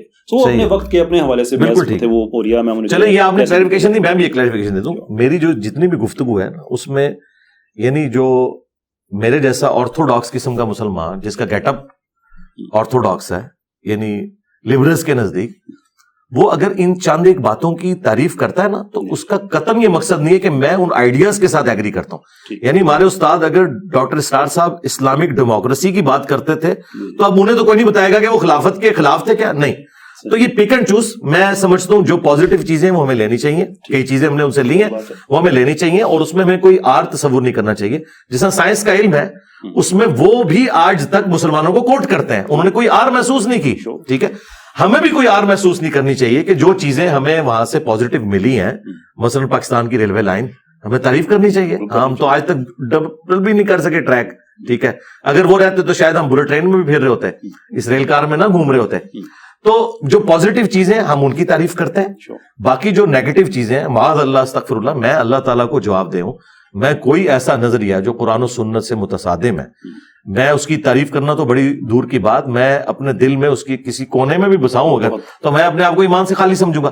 یہ چیزیں آؤٹ آف کانٹیکسٹ کوٹ کی جاتی ہیں, میں وہ ان پہلوؤں کے اوپر بات کرتا ہوں کہ یار اس میں یہ والی چیز اس طرح ہے, یہ والی چیز اس طرح ہے. میں نے ہمیشہ اسلامک ڈیموکریسی کی بات کی ہے جو آپ نے خود کہا کہ آئین پاکستان میں لکھی ہوئی ہے. مجھے بتائیں آپ کی جو مذہبی جماعتیں ہیں جو پالیٹکس میں نہیں ہے وہ تو پاکستان کی جمہوریت کو ہی کفر و شرک کہتے ہیں, تو پھر آپ کیا ان کے ساتھ لڑیں گے؟ وہ جب یہ کفر و شرک ہمیں کہہ رہے ہوں گے تو ہم انہیں سمجھائیں گے نا. ہاں سمجھائیں گے. میں آپ کو ایک بات بتاؤں کہ میں آدھی سے زیادہ زندگی میری پاکستان سے باہر گزری ہے. میں زندگی میں ایک دن بھی مدرسے میں نہیں پڑھا, لیکن اس کے باوجود پاکستان بھر کے مدارس میرے ساتھ کام کرتے ہیں. میں پاکستان کے بڑے مدارس, میں وہاں پہ ٹیچر بھی ہوں, ان کے ٹیچرز کو میں پڑھاتا ہوں کہ ایتھیزم کیا ہے, لبرلزم کیا ہے, واٹ از دا ڈفرنس. مجھے وہ ایکسیپٹ کیوں کرتے ہیں؟ اس لیے کہ آپ نے ان کے اختلافی موضوعات نہیں ڈسکس کیے, ایک دن میں نہیں وہ برداشت کریں گے. یہی میں سمجھتا ہوں کہ سلوشن ہے کہ اگر میں یہ سمجھتا ہوں کہ ہمارے جو روایت کی حفاظت ہے ہمارے مدارس نے 1857 کے بعد بڑی اچھی کی ہے. اگر ہمارے ایمان بچے ہیں تو ہمارے مدارس کا بہت بڑا اس میں کلیدی کردار ہے. اختلافات اپنی جگہ پہ, بہتری گنجائش ہے. میں کیا کر سکتا ہوں کہ اب میں اپنے مدرسے کو جہاں پہ دیکھتا ہوں کہ اسے ہیلپ کی ضرورت ہے تو میں وہاں آ کے اس رنگ کو میں فل کر دوں. مجھے وہ اس لیے ایکسیپٹ کرتے ہیں کہ میں کبھی ان سے دوری نہیں لے کے جاتا. میں سمجھتا ہوں کہ ہم اکٹھے کام کر سکتے ہیں اور وہ مجھے ایکسیپٹ کرتے ہیں. میں وہاں پہ جا کے دین کی خدمت میں جس طرح سے میں کر سکتا ہوں اپنے طور پہ میں کرتا ہوں. ایشو میرا یہ ہے کہ پاکستان میں, اور میرا ایک کرائٹیرین بھی ہے, میرا آپ سے جتنی باتوں پہ اتفاق ہے وہ میں کر ہی نہیں رہا, میرا آپ سے اتفاق زیادہ باتوں پہ ہے. لیکن جو آپ اختلاف وہ بھی دور ہو گیا جب میں نے کلیریفائی کر دیا. ابھی 2-4 چیزیں اور کریں کروائیں بالکل. ایک تو یہ کہ دیکھیں میرا یہ کرائٹیرین ہے کہ اگر آپ اسلام کا کام کر رہے ہیں تو آپ کے مقابلے میں وہ لوگ نظر آنے چاہیے جو سسٹمیٹکلی اسلام کے خلاف کمپین کر رہے ہیں. وہ سیکولرزم کی صورت میں ہو سکتا ہے, وہ سائنٹزم کی صورت میں ہو سکتا ہے, وہ لبرلزم کی صورت میں ہو سکتا ہے, سوشلزم کی صورت میں ہو سکتا ہے. لیکن اگر آپ کے مقابلے میں صرف اسلام کے علماء ہی آپ کے فکری مخالفین کے طور پہ نظر آتے ہیں, تو میری یہ اسیسمنٹ ہے کہ شاید آپ اسلام کی خدمت اس طرح سے نہیں کر پا رہے جس طرح سے آپ سے مراد میں آپ کوئی بھی فکر کر رہا ہوں کہ آپ پھر شاید وہ کام نہیں کر رہے جو آپ کر سکتے ہیں. اور یہی وجہ ہے کہ میرے پاکستان میں جتنے بھی میں پاکستانی اسکالرز میں بات نہیں کرتا, میں نے صرف ایک ہی ویڈیو تنقیدی بنائی, وہ میں نے آپ پہ ہی بنائی ہے, باقی میں نے کسی اسکالر پہ نہیں بنائی. اچھا, میرے پہ بنائی ہے منوب شرما والے, اس میں بھی بات کریں. وہ بھی بڑے عزت احترام کے ساتھ کہ میری اسیسمنٹ تھی کہ شاید آپ کے پاس کچھ چیزیں میں نے سنا تھا, میں نے دیکھی نہیں ہے. چلے میں اس پہ بھی آپ کا ویو بھی دے لیتا ہوں. ڈونٹ یو تھنک کہ آپ بہت زیادہ اسلام کے لیے کر سکتے ہیں اگر آپ مدارس کو ساتھ لے کے چلیں, کیونکہ مجھے پتا ہے کہ ہمارے مدارس کے اندر بیٹھے ہوئے لوگ بھی اپنے بزرگوں کی ان کتابوں کو ڈس اون کر کے آگے بڑھنے کے لیے تیار ہیں, لیکن جب آپ انہیں چیلنج کرتے ہیں تو ہر آدمی ڈیفینس میں چلا جاتا ہے. بڑی پکی بات ہے. ٹھیک ہے, آپ کسی کے باپ نے قتل کیا ہے, وہ سے کہیں تمہارا باپ قاتل ہے, تو وہ دفاع تو کرے گا آگے سے. تو ڈونٹ یو تھنک کہ الٹرنیٹیو روٹ بہتر ہے کہ آپ سب کو ملا کے ساتھ چلیں؟ دیکھیں یہ جو آپ کی خواہش ہے نا جی, میں 100% اس کا احترام کرتا ہوں, کاش ایسے ہی ہو سکتا, لیکن پریکٹیکلی یہ ہے کہ سب سے پہلے میں اپنے حوالے سے کلیریفائی کر دوں کہ جن ٹاپکس کی آپ بات کر رہے ہیں نا, معذرت کے ساتھ ان ٹاپکس پہ صرف میری ہی ویڈیوز ہیں, کسی عالم دین کی ویڈیوز نہیں ہیں. ایتھیزم کے اوپر میری درجنوں ویڈیوز ہیں, کیونکہ میری ایک فیلڈ بھی ہے, میکینیکل انجینئر ہوں میں. اور اس طریقے سے ایتھیزم یا جو جیوز اور کرسچنس کی طرف سے اسلام کے اوپر جب بھی حملے ہوتے ہیں, میں انٹلیکچولی قرآن و سنت کی روشنی میں اسلام کی پوزیشن کو واضح کرتا ہوں. میں کبھی بھی اس ذمہ داری سے عہدہ برا نہیں ہوا, اور معذرت کے ساتھ جو ہمیں یہ مفت مشورے دے رہے ہوتے ہیں ان کو کبھی یہ دفاع کرنے کی توفیق بھی نہیں ملی. مثلا ابھی دھروو راٹھی جو سب سے بڑا یوٹیوبر ہے اس وقت سب کانٹیننٹ میں, اتنی ویورشپ کسی کی نہیں ہے, اس نے اسلام کے حوالے سے ایک پکچر پیش کی, میں نے اس کا ریبٹل کیا, ایک چیز کا جواب میں نے قرآن و سنت سے دیا. انشاءاللہ تعالیٰ مجھے امید ہے کہ دوبارہ وہ اس ٹاپک کو ہاتھ نہیں ڈالے گا, ریلیجن کے ٹاپک کو اس حوالے سے, کیونکہ اسے پتا ہے کہ میں ریبٹل کروں گا. جو علماء ہمیں مشورہ دے رہے تھے ان میں سے تو کسی بندے نے بھی آ کے سامنے جواب نہیں دیا. لہٰذا یہ جو اس چیز کا سہارا لیتے ہیں کہ شاید میں اختلافی موضوعات کو ڈسکس کرتے ہوئے ان چیزوں کو اوور لک کر رہا ہوں, ناٹ ایٹ آل. میں ہر ٹاپک پہ بولتا ہوں. سنی شیعہ کنفلکٹ پہ اس دراڑ کو میں نے فل کیا, وہابی ورسز حنفیت میں نے آ کے فل کیا, ورنہ تو ایک دوسرے کے پیچھے نماز نہیں پڑھتے تھے. اب آ جائیں آپ وہ والی جو باتیں کر رہے تھے فرقہ واریت کے پوائنٹ آف ویو سے. مسئلہ یہ کہ آپ نے جتنی بیماریاں گنوائی ہیں ان میں سب سے بڑی بیماری ہے فرقہ واریت. فرقہ واریت کے اوپر لیکچرز کون سے مدرسے میں ہوتے ہیں جس میں یہ بتایا جاتا ہے کہ ان فرقوں کا بانی کون ہے اور کس نے مسلمانوں کی جمعیت کو توڑا. جو لوگ یہ کہتے ہیں کہ ہم امین ہیں 1857 کے بعد, یہ 1857 کے بعد امین یہ ہیں کہ انہوں نے 1867 میں دیوبند مدرسہ بنایا, اور جو صدیوں سے حنفی تھے ان کو ایک شہر کا نام دے دیا. اس کے بعد آ کے 1903 میں منظور الاسلام بریلی میں مدرسہ بنا منظور الاسلام کے نام سے, اور کروڑوں لوگ بریلوی بن گئے. اور اسی دوران ملکہ وکٹوریا سے وہابیوں نے اپنے آپ کو اہل حدیث ڈکلیئر کروایا, جو آج تک ان کے لیے گالی بنی ہوئی ہے. یہ ہیں یہ امین. تو ہم سے زیادہ کوئی نہیں جانتا, کیونکہ وہ بھی کیا دن تھے, ہم بھی ایک جن تھے. آج ہم دیو ہیں, جنوں کی بھی پیو ہے, کیونکہ میں سارے فرقوں سے نکلوں. میرا پورا بلٹ اپ 31 سال بریلویت میں ہوا ہے, اور اللہ کے فضل سے انورٹڈ کامرس میں کبھی کسی اہل حدیث اور دیوبند کی مسجد میں جانا تو دور, ہمیں یہ بتایا گیا تھا ان کے آپ دروازے کے آگے سے گزرے تو گستاخ رسول ہیں. ٹھیک ہے, 5 سال انجینئرنگ یونیورسٹی میں رہا ہوں, میں نے دیوبندی امام تھا, اس کے پیچھے ایک نماز بھی نہیں پڑھی. جمعہ پڑھنے میں ہم دور جایا کرتے تھے. یہ ہے امین اس روایت کے, یہ ہمیں انہوں نے ہمارے بڑوں نے سکھایا تھا. آج اگر یہ ماڈریٹ ہو گیا نا, اس میں کسی عالم دین کی کوئی کنٹریبیوشن نہیں ہے. کنٹریبیوشن ہے ان علماء کی جو ان سے متنفر تھے. مولانا مودودی کسی مدرسے کی آؤٹ پٹ نہیں ہے, ڈاکٹر اسرار, احمد دیداد, ڈاکٹر ذاکر نائک. یار یہ جو روایتوں کے امین ہے, یہ ایک بندہ نہیں پروڈیوس کر سکے جو فرقہ واریت کے خلاف بولے. الٹا ہی کسٹوڈین ہے, اور اگر کوئی ایک آدھ بیان دے دے تو کہتے ہیں وہ میرے بیان کو سیاق و سباق سے ہٹا کر پیش کیا گیا, میرا کہنے کا مطلب یہ نہیں تھا, نہیں میں تو اس طرح ہی ہوں, میں ادھر کھڑا ہوں. یہ ان کی حالت ہے. رہ گئی یہ والی جو ممی ڈیڈی باتیں ہیں کہ جس سے ان کے مفادات پہ ضرب نہیں پڑتی, اور پنجابی میں کہا جاتا ہے کہ دم پہ پاؤں نہیں آتا, تو وہ باتیں تو یہ سن لیں گے. اس طرح کی باتیں تو ہم بھی کریں گے, لیکن اصل مرض جو ہے وہ فرقہ واریت, جب تک ہم اس کو ایڈریس نہیں کرتے باقی چیزوں پہ ایڈریس کرنے سے اس کی آؤٹ پٹ یا تو ہمیں بتایا نا کہ جی فلاں جگہ یہ سب لوگ بیٹھ گئے, پیام پاکستان لکھا 1800 علماء نے سائن کیے, نیو ٹی وی پہ میرا پروگرام چلا, ساروں کے نمائندہ علماء بیٹھے ہوئے تھے. میں نے کہا یار یہ اتنا موٹا آپ نے پیام پاکستان جو جمع کیا ہے, کیا اس میں لکھا ہے کہ تمام فرقے مسلمان ہیں؟ کہتے ہیں نہیں جی. کیا یہ لکھا ہے کہ ایک دوسرے کے پیچھے نماز درست ہے؟ کہتے ہیں نہیں جی. تیسرا میں نے پوچھا ایک دوسرے کو چندہ دینا جائز ہے؟ کیا یہ لکھا؟ کہتے ہیں نہیں یہ نہیں لکھا, اور بہت کچھ لکھا ہے. میں نے کہا پھر آپ نے کچھ بھی نہیں لکھا.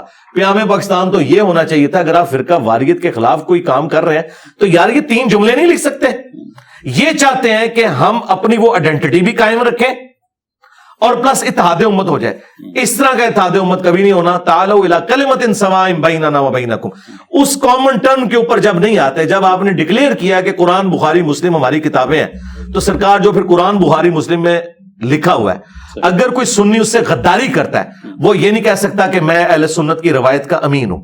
اہل سنت کی روایت کا امین وہ ہوگا جو ان کتابوں کو ساتھ لے کے چلے گا. اور اگر وہ کہتے ہیں کتابوں کو چھوڑو آپ ہمارے بزرگوں کے فتوے لو, تو بھئی تمہارے بزرگوں کی تو عزت ان کتابوں کی وجہ سے کی تھی. جب تمہارے بزرگ ان کتابوں کے غدار نکل آئے تو ان کی بزرگی تو ویسے ہی ختم ہوگی ہمارے نزدیک. دیکھیں اسلام میں تو آپ چیلنج کر سکتے ہیں, وہ تو ایشو نہیں ہے, دیٹس فائن. اس میں فالو اپ کئی کوشچنز بنتے ہیں, لیکن مجھے لگتا ہے ہم اپنے ٹاپک سے ہٹ جائیں گے جو سیکولرزم اور اس طرح کی جو ہم نے باتیں شروع کی تھی. So let's get back to that.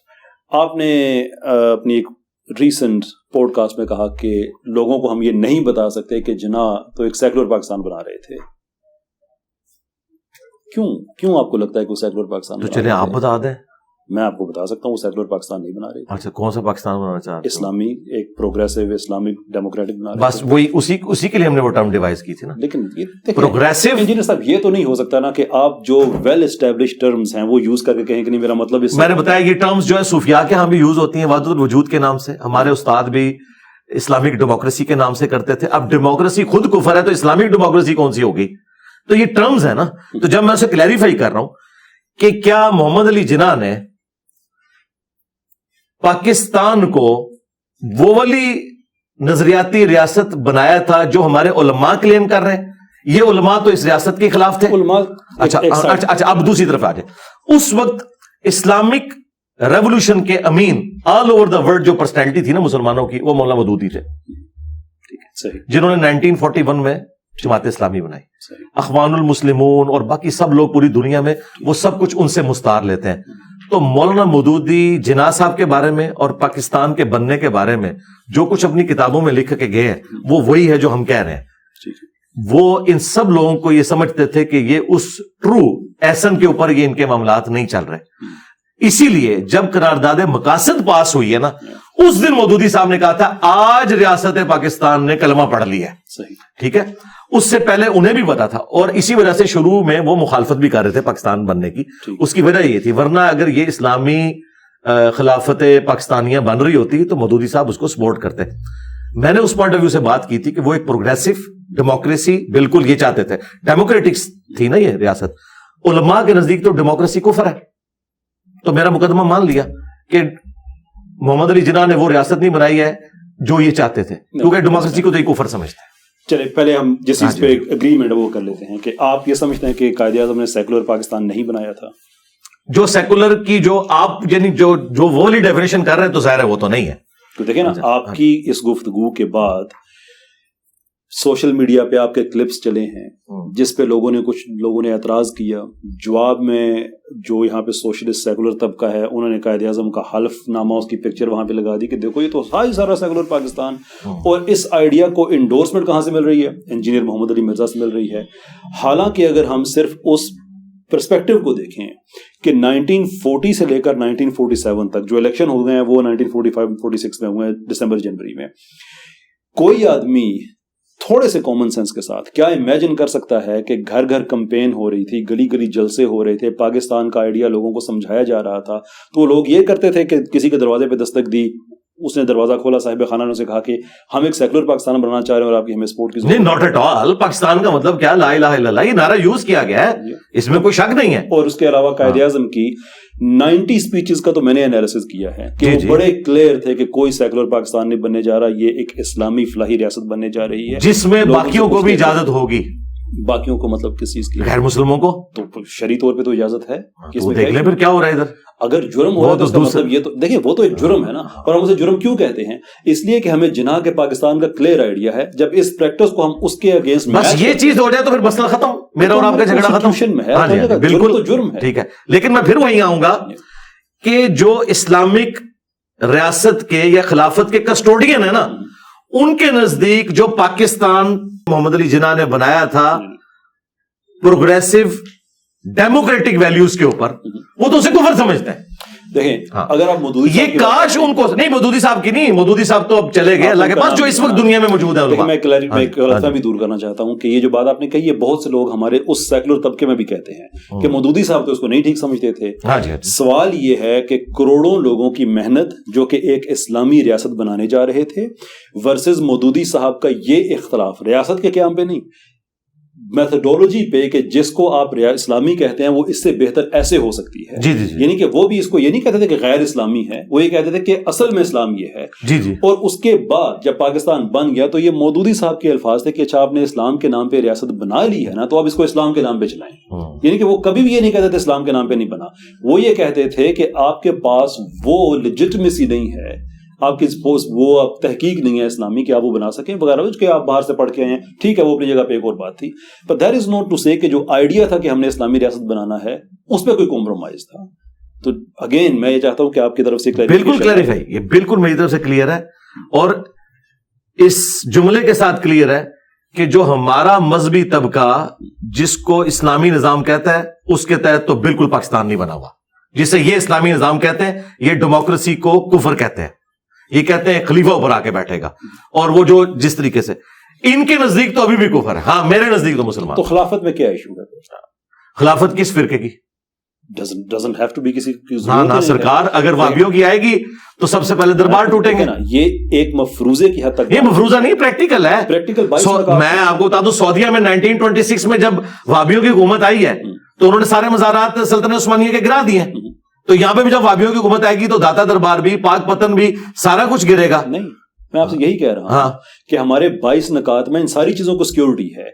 کیا ایک مفروضہ ہے کہ تو میں ایسے اسلامی نظام کے لیے اللہ تعالیٰ مجھے کبھی نہ چنے جس میں ان چیزوں کو سیکورٹی ہے کہ جو غیر اسلامی چیزیں. تو پھر آپ یہ کہیں نا کہ ہونا وہ چاہیے جو قرآن و سنت میں, قرآن و سنت کے میں ایگزیکٹلی وہی لکھا ہوا ہے, اور اس کے علاوہ جتنا میں سب کے سب ختم کر دیں گے. ختم ہونا چاہیے. پرابلم یہ ہے کہ آپ تو سارے کے سارے مسالک کو غلط کہتے ہیں. تو پھر اگر کوئی خلافت کا نظام ایسا آ جائے کہ جس میں خلیفہ ہوں انجینئر محمد علی مرزا صاحب, اور وہ بائی فورس کوش کر کے رکھتے سارے مسالک کو, نہیں میں ایسا نہیں کروں گا, میں ایسا نہیں کروں گا. میں رائے عامہ ہموار کروں گا, اور میجارٹی کو میں اسلامک ڈیموکریسی میں بلیو کرتا ہوں.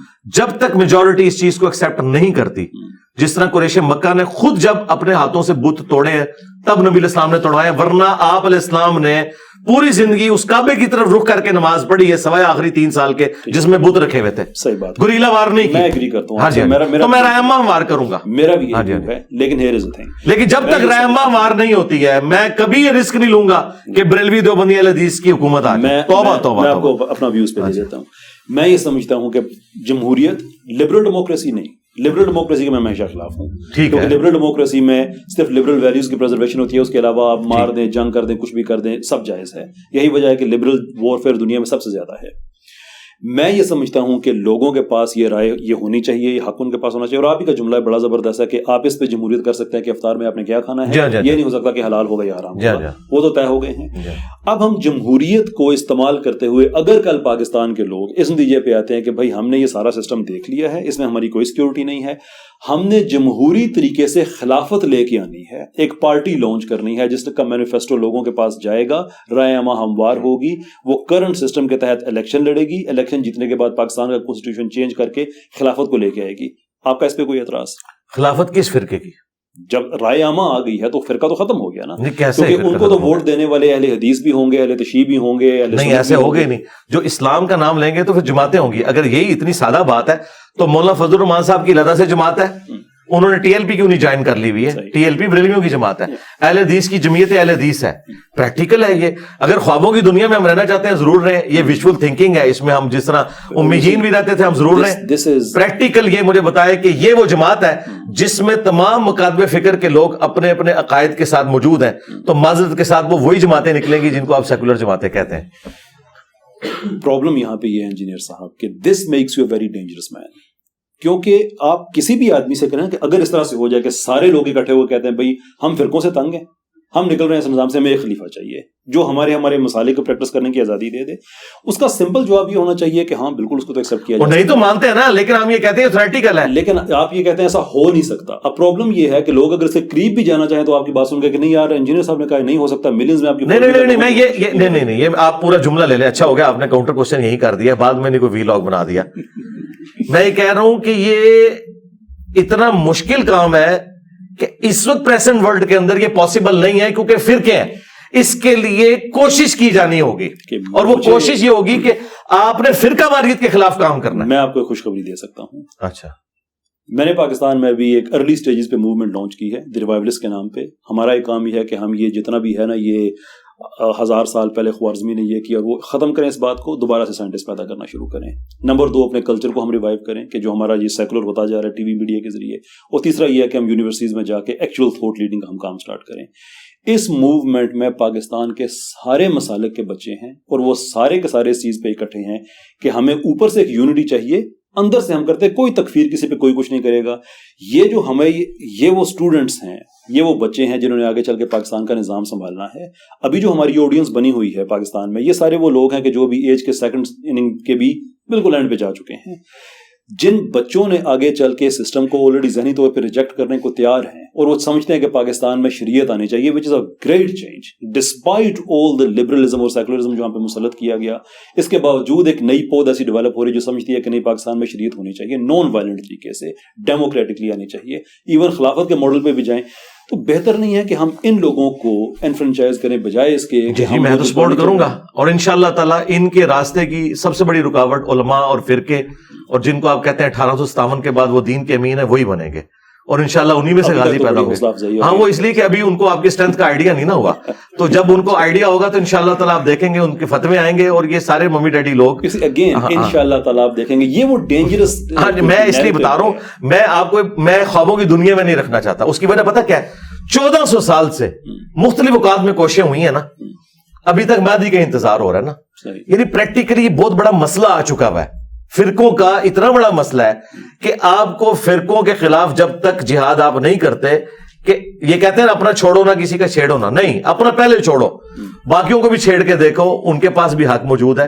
جب تک ہم فرقہ واریت کے خلاف جہاد نہیں نہ کرتے, اس وقت تک ہم ان ساری چیزوں کے اعتبار سے ایک پلیٹ فارم کے اوپر اکٹھے ہو ہی نہیں سکتے, کیونکہ مسئلہ آ جائے. آپ یہ کہہ رہے ہیں کہ یعنی میں اب اس کو ایکسپلین کرنے لگوں کہ یعنی ایسی ایک نظام حکومت آ جائے گی جس میں جب سبز پگڑیوں والے ریونڈ مرکز میں جا کے تبلیغ کریں گے, ذاتی زندگی جو سرکار رک جائے نا, ابھی تو بات شروع ہوئی ہے. جیسے جب یعنی باپا جانی اپنا مدنی قافلہ لے کے رائے ونڈ جائیں گے, تو رائے ونڈ کے لوگ استقبال کے لیے روڈ پہ کھڑے ہوں گے کہ اسلامی حکومت آ گئی, آئیں آپ ہمارے مرکز میں آ کے بات کریں. اور رائے ونڈ والے جب مرکز کراچی مدینہ جائیں گے تو وہ ان کو ریسیو کرنے کے لیے بھی تیار بیٹھے ہوں گے. یہ ہوگا اس میں نہیں, اس میں یہ نہیں ہوگا. اس میں یہ ہوگا کہ جیسے آپ کہتے ہیں نا کہ سیکولرزم بہتر اس حوالے سے کہ لوگوں کی آزادیاں یہ وہ ہے, بھائی یہ آزادیاں آپ مسالے کو نہیں دے سکتے کہ وہ رائے ونڈ جائیں نہ جائیں. میں آپ سے یہی جملہ سننا شروع تھا, سرکار اسی کے سیکولرزم کی میں نے تعریف کی تھی جو آپ نے کی ہے. تو اگر وہ میں آپ کے ساتھ ہوں, وہ تو اسلامی ہو گیا. جی اسلامک سیکولرزم بالکل نہیں, سیکولرزم تو اسلامی ہو ہی نہیں سکتا. سرکار اگر ڈیموکریسی اسلامک ہو سکتی ہے, جو آپ نے خود مانا ہے, نہیں ڈیموکریسی اسلامک, ڈیموکریسی کی ٹرم ہی ہم نے گوروں سے مستعار لی ہوئی ہے نا, نہیں اس ماڈرن ورلڈ کے اندر. جو جمہور کا جو کانسیپٹ ہے یہ تو ہمیں قرآن حدیث سے ملتا ہے. سرکار یہ اللہ کی اطاعت کرو, اللہ کے رسول کی اطاعت کرو, اور ان کے جو صاحبان کون ہیں منکم, وہ جو آپ کے اندر امرہم شورا بینہم, آپس کے مشورے سے ان کے معاملات ہیں. لیکن نہیں وہاں پھر وہ مسئلے کھڑے کر دیتے ہیں, وہ کہتے ہیں نہیں مولوی کا اور ایک ان پڑھ بندے کا ووٹ برابر نہیں ہوگا. پھر تو ہم ان کو یہ بھی کہتے ہیں, یہ موڈیلٹیز کی بات ہے, یہ تو یو کے میں بھی بحث رہی ہے, ہر جگہ پہ نہیں. تو سرکار ادھر ہے نا, وہ کہتے ہیں کہ مولانا فیصلہ کریں گے, تو موڈیلٹیز کی بات ہے وہ ایک اور. اچھا اس میں آپ کی جو اسلامک ڈیموکریسی ہے اس میں ایک انجینئر اور ایک مفتی کا ووٹ برابر ہے؟ بالکل ہے, برابر ہے. ایبسولوٹلی. اچھا ٹھیک, کیوں نہیں. تو اس کو تو کفر سمجھتے ہیں ہمارے دیندار جو اس دین کے امین ہے 1857 کے بعد, وہ تو اس کو کفر سمجھتے ہیں. چلے میں سمجھتا ہوں کہ بہتر جملہ یہ ہو سکتا ہے کہ کچھ اس کو کفر سمجھتے ہیں, کیونکہ یونیورسل پرنسپل نہیں ہے. اگر ہوتا تو یہ کچھ نہیں سمجھتے, جو اسمبلی میں بیٹھے وہ نہیں سمجھ, بس وہ نہیں سمجھتے. چلے اس پہ ہاں بالکل. اچھا میں اب کنکلوژن کی طرف جاتے ہیں. 2-3 سوال میرے اور میں آپ سے ڈسکس کرنا چاہوں گا, 2-3 پوائنٹس. اچھا میں اس میں ایڈ کر دوں, جو اسمبلیوں میں بیٹھے ہوئے علماء, میں ان کی عزت بھی کرتا ہوں اور ان علماء سے انہیں بہت بہتر سمجھتا ہوں. فیئر انف, ٹھیک ہے, آپ کا پوائنٹ آ گیا. اچھا پاکستان میں اب مجھے تھوڑا سا کانٹیکٹ سیٹ کرنے کے لیے تھوڑی سی تمہید مجھے بنانی پڑے گی, کیونکہ اگین کلپس کٹتے ہیں اور لوگ اپنی مرضی کا مطلب دے دیتے ہیں. پاکستان میں ایک طبقہ ایسا ہے کہ جو پاکستان میں سیکولرزم لے کے آنا چاہتا ہے, اسلام کو ریگریسو, آؤٹ آف ڈیٹ, پتھر کے زمانے کی چیز سمجھتا ہے. ان کے بڑے پاورفل اسپیکرز بھی ہیں, وہ یونیورسٹیز میں پڑھاتے بھی ہیں, وہ انفلوئنس رکھتے ہیں سوشل میڈیا کی حد تک. پبلک لائف میں کتنا رکھتے ہیں وہ ایک اور چیز ہے, بہرحال سوشل میڈیا کی حد تک ہیں.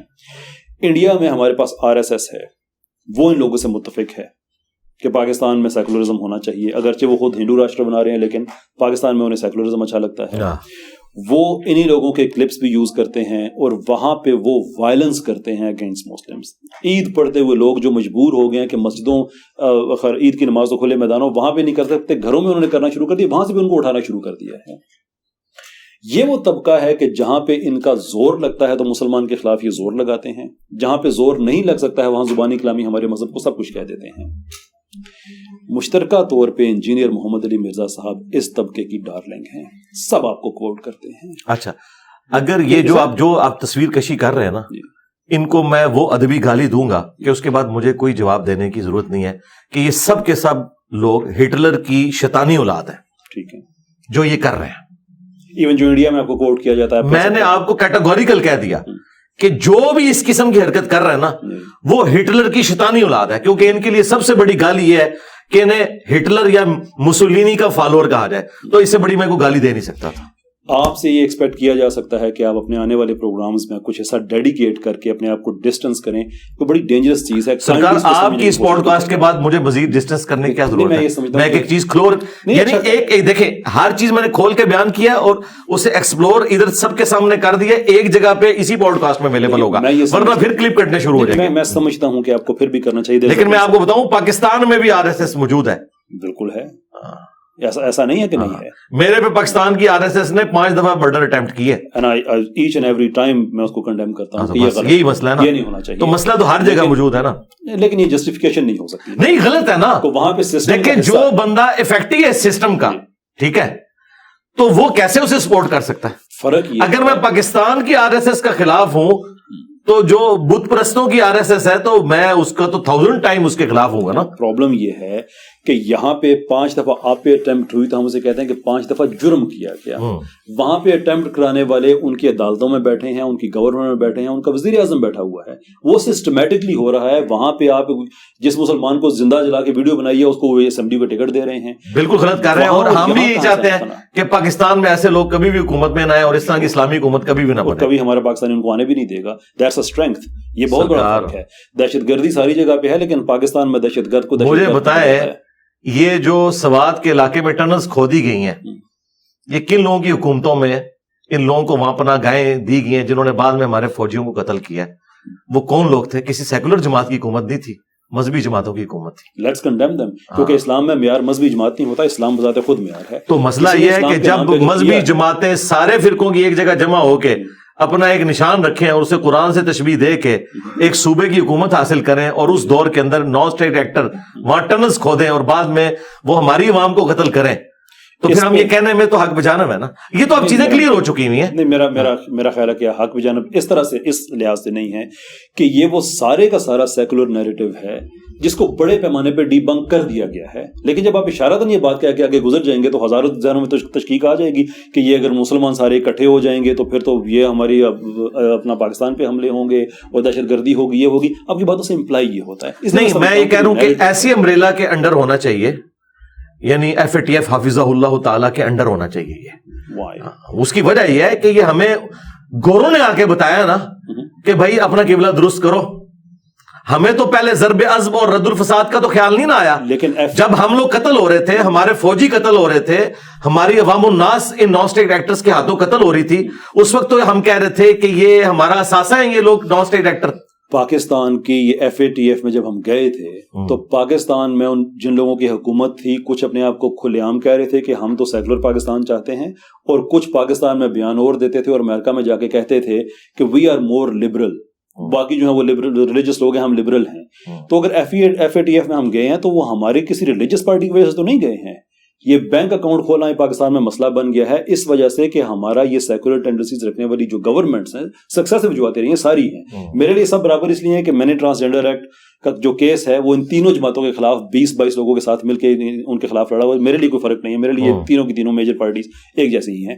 But the point I am making is کہ آج پاکستان میں عام آدمی کا بینک کھولنا اس لیے مشکل ہو گیا کہ FATF نے اتنی پابندیاں لگا دی ہیں کہ جب نہیں لگی تو ان لوگوں نے اپنی TTs اور یہ ملی ندر اور فلاں چوکیدار، میں ایگری کرتا ہوں اس کے ساتھ، اس میں بھی اگر ہم مذہبی پارٹی کو خیر اچھا میں جو آپ سے بات کر رہا تھا کہ اگر ہم آپ سے یہ توقع کریں، اور یہ میں توقع اس لیے کہہ رہا ہوں کہ مجھے انڈیا سے بہت سے لوگوں کے میسیجز آتے ہیں، کچھ اور لوگوں کے نام ہیں وہ میں یہاں پہ نہیں لوں گا کہ اپنا دفاع کرنے کے لیے موجود نہیں ہے، لیکن آپ کا بھی نام ہے کہ RSS کے لوگ وہاں پہ آپ کے کلپس کاٹ کے وہاں پہ کہ دیکھو تمہارے پاکستان میں یہ وہ آدمی ہے جو بتا رہا ہے تمہارے مدرسوں میں کیا ہو رہا ہے، تمہارا مولوی کیا کر رہا ہے، تم کتنے جاہل ہو، تمہارے علماء کے خلاف بات کر رہا ہے۔ تو وہاں پہ تو ایک علماء کے ساتھ لوگوں کی ایک محبت اگر فطری نہ بھی ہو تو پولیٹیکل ہے کہ وہی اس سسٹم کو پروٹیکٹ کر رہے ہیں، ان کے علاوہ تو ان کے لیے مسئلہ بن جاتا ہے۔ ہر آدمی کسی مسجد کسی ادارے سے جڑا ہوا ہے، وہ جسٹیفیکیشن کے طور پہ آپ کا کنٹینٹ یوز کرتے ہیں جس میں سمجھتا ہوں کہ آپ جان بوجھ کے ایسا نہیں کر رہے، لیکن آپ کا نام تو بدنام ہو رہا ہے۔ فار دیٹ ریزن میں سمجھتا ہوں کہ اگر آپ اس پہ اپنے کچھ پروگرامز کریں اور کیٹیگوریکلی ڈسٹنس پہ کریں کہ بھائی نوٹ ان مائی نیم، میں مسلمان ہوں، جو میرا ویو ہے وہ میرا ویو ہے، میرا یعنی مجھے بھی اپنا اسلام ثابت کرنا پڑے گا۔ آپ RSS کے لوگوں کو کہہ رہے ہیں، ہمیں تو میں تو ان کو پتا ہے کہ میں کیا ہوں، کیونکہ جب کبھی بھی اس طرح کے ایشوز آتے ہیں تو اگر اس میں سے کوئی پک اینڈ چوز کرتا ہے تو بھائی لوگوں نے تو قرآن سے بھی آیات آؤٹ آف کانٹیکسٹ کوٹ کی ہیں اور اسلام کو بدنام کرنے کی کوشش کی ہے۔ اگر میرے کلپس اس طریقے سے مس یوز کسی نے کیے ہیں تو سب سے زیادہ تو ہمارے یہاں کے فرقوں کے علماء نے کیے مجھے ملائن کرنے کے لیے۔ میں آپ کو بتا رہا ہوں، نہیں ہو سکتا نا، نہیں میں آپ کو بتا رہا ہوں جس طرح میں اس کی تکلیف کاٹ رہا ہوں نا اس طرح اس کی بھی تکلیف کاٹ رہا ہوں، تو میں دونوں کو کنڈیم کرتا ہوں کہ میری آؤٹ آف کانٹیکسٹ کوئی بات نہ کاٹی جائے۔ میں کب یہ کہوں گا کہ جتنے بھی علماء ہیں وہ سب کے سب یہ کام کر رہے ہیں، لیکن اگر مدارس کے اندر ایسی چیزیں ہو رہی ہیں انڈیا کے اندر بھی تو ہم اسے کنڈیم کرتے ہیں، اور اگر نہیں ہو رہی ہیں تو ہم انہیں سلوٹ کرتے ہیں۔ جی میں آپ کو دوبارہ امپلور اس لیے کروں گا کہ جینوسائیڈ کے جو ماہرین ہیں، قتل عام کے جو ماہرین ہیں، انہوں نے سٹیجز بتائی ہیں کہ جینوسائیڈ اچانک ایسے نہیں ہوتا کہ اٹھ کے آپ قتل کرنا شروع کر دیں، سٹیجز ہوتی ہیں۔ ایک سٹیج میں آپ ذہن سازی کرتے ہیں، ایک سٹیج میں آپ جا کے ان کو ملائن کرتے ہیں، سو فورتھ 10 سٹیجز ہیں۔ 10ویں سٹیج بذات خود جینوسائیڈ کی ہے۔ انڈیا میں اس وقت جینوسائیڈ واچ کے مطابق کشمیر میں وہ 9th سٹیج پہ ہیں اور باقی انڈیا میں وہ 8ویں سٹیج پہ ہیں، اور اس کے وکٹمز مسلمان ہیں۔ وہ یہ کہہ رہے ہیں کہ ہمارا، اور BJP کے لیڈرز جو ہیں انہوں نے ایریاز بھی ڈکلیئر کیے ہیں، آئیڈینٹیفائی کیے ہیں کہ فلاں فلاں جگہ سے ہم کام سٹارٹ کریں گے۔ انجینئر صاحب، آپ کا among some other Pakistani content creators وہاں پہ جو کانٹینٹ جاتا ہے وہ اس کے لیے یوز کیا جا رہا ہے جسٹیفیکیشن کے طور پہ کہ تم لوگ اسی لائق ہو، دیکھو پاکستان میں بیٹھا عالم کیا کہہ رہا ہے۔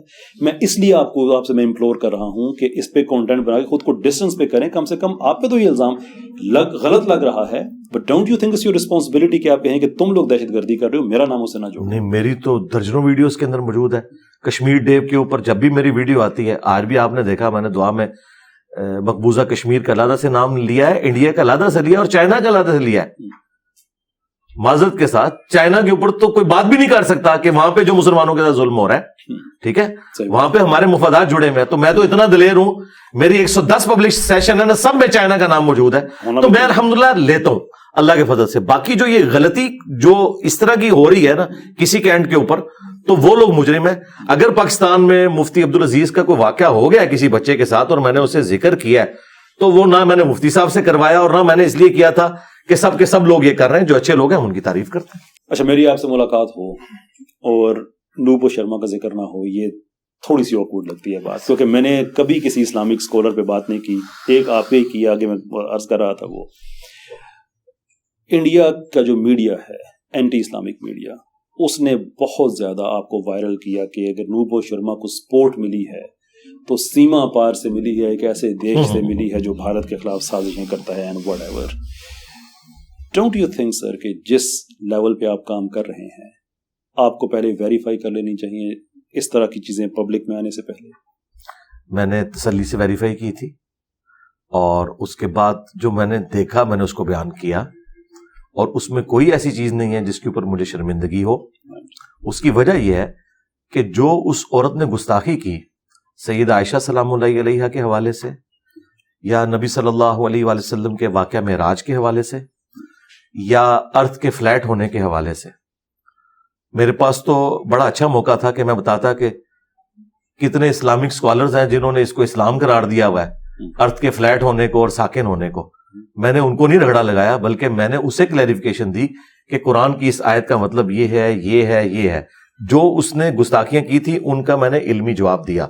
اگر میں ان باتوں کا جواب نہ دے رہا ہوتا اور صرف اس پورشن کو لیتا جس کو انہوں نے ہائی لائٹ کیا ہے تو پھر تو میں مجرم ہوتا. میں نے تو پوری بات کی, اور میں نے اسلام کا کنسپٹ سامنے رکھا کہ اسلام میں یہ ہے کہ وَلَا يَجْرِمَنَّكُمْ شَنَآنُ قَوْمٍ عَلَىٰ أَلَّا تَعْدِلُوا اعْدِلُوا هُوَ أَقْرَبُ لِلتَّقْوَىٰ.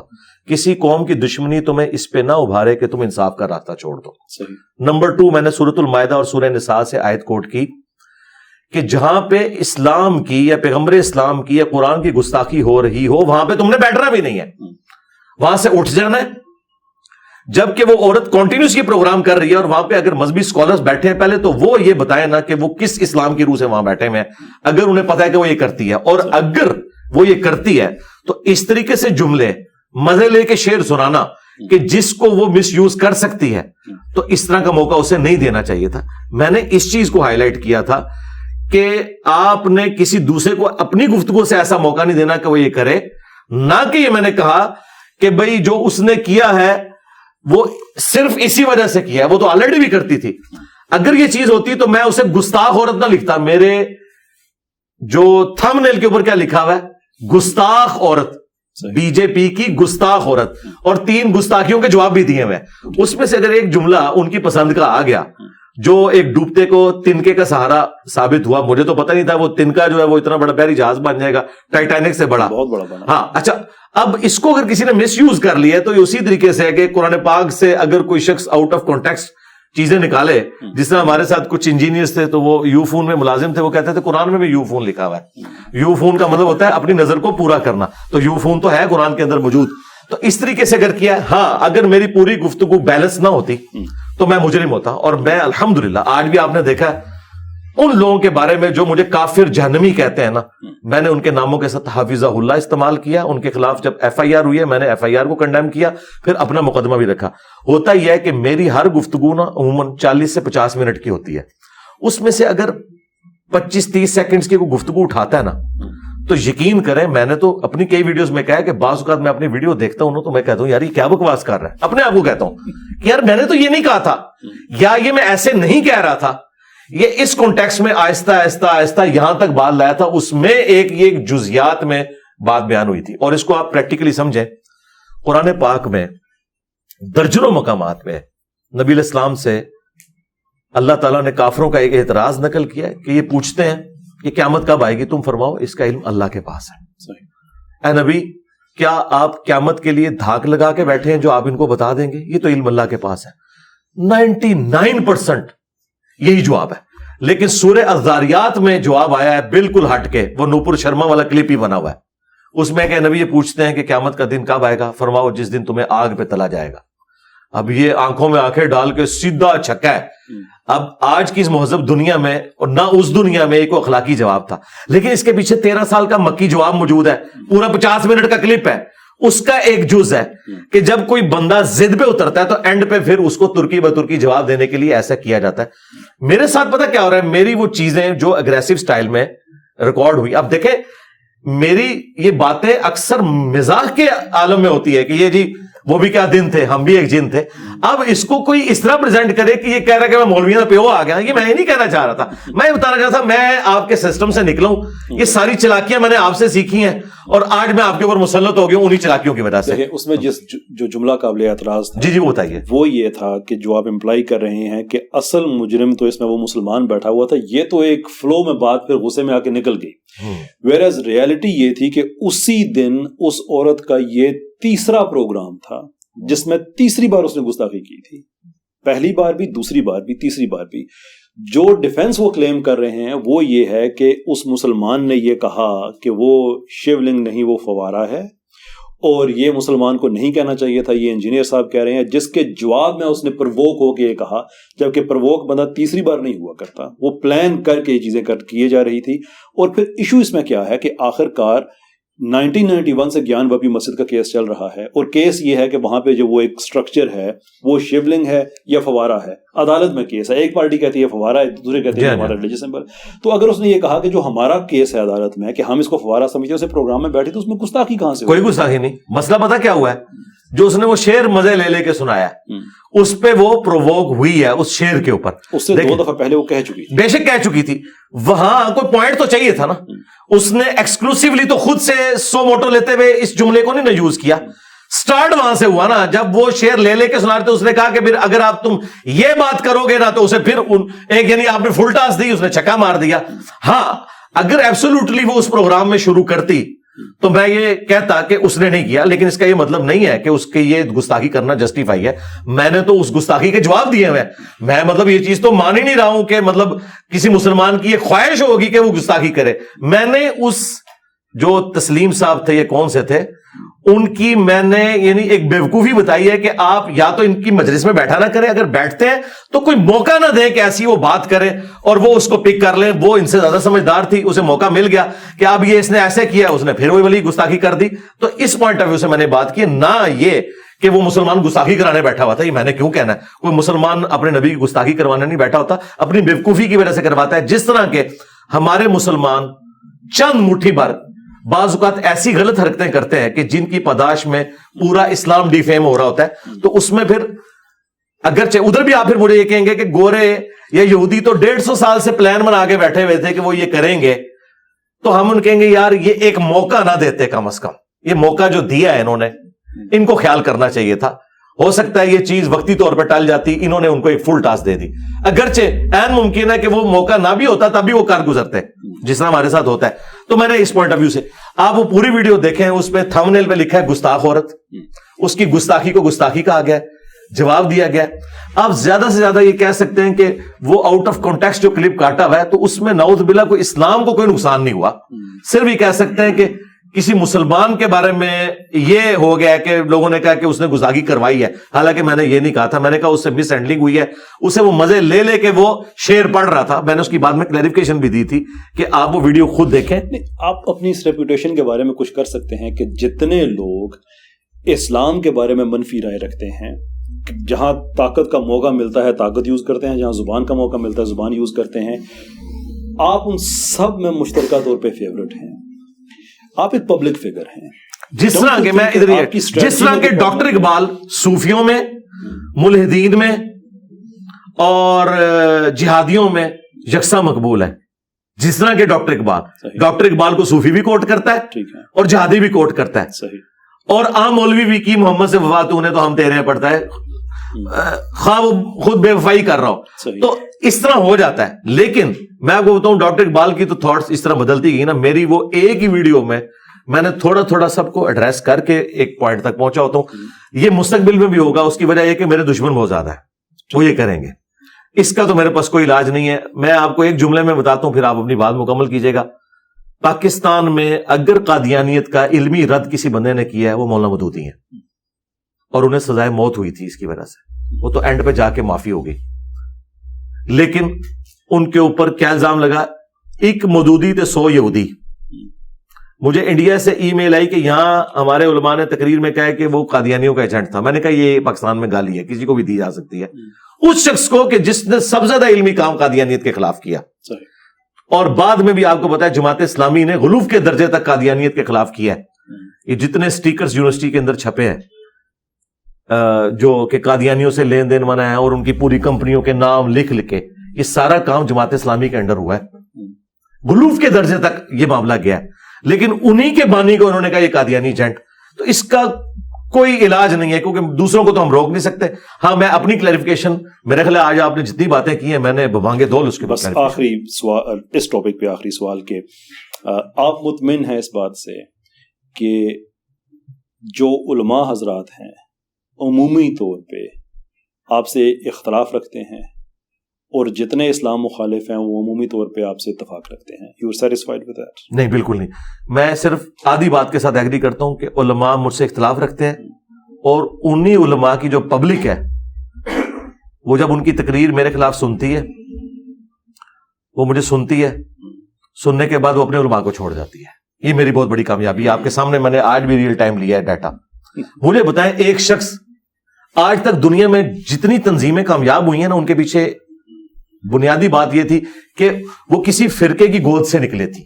تبلیغی جماعت آج اگر 168 ممالک میں پھیلی ہوئی ہے نا وہ دیوبند سے نکلی تھی. کروڑوں فالوورز کو پہلے ہی موجود تھے, مسجدیں ان کے پاس پلیٹ فارم موجود تھے. دعوت اسلامی اگر 40 سالوں میں اتنی کامیاب ہوئی کہ 150 ملکوں میں ان کا کام ہوا پہنچ گیا تو اس لیے کہ دنیا میں بریلویت موجود تھی, صوفیت موجود تھی. یار میری تو کوئی مسجد نہیں تھی, الٹا میں ان ساروں کے ساتھ ٹکر لے کے اکیلا کھڑا ہوا. یہ سچائی کی طاقت تھی کہ ان کی عوام ان سے تقریریں سن سن کے جب مجھے سنتی ہے, مثلا میرے نام میں مرزا کی وجہ سے انہوں نے قادیانی کہا. آپ کے علماء جن کے لیے آپ نرم گوشہ رکھتے ہیں ان کے گمراہ ہونے کے لیے یہی کافی ہے کہ انہوں نے میرے نام میں مرزا ہونے کی وجہ سے مجھے بار بار قادیانی کہا.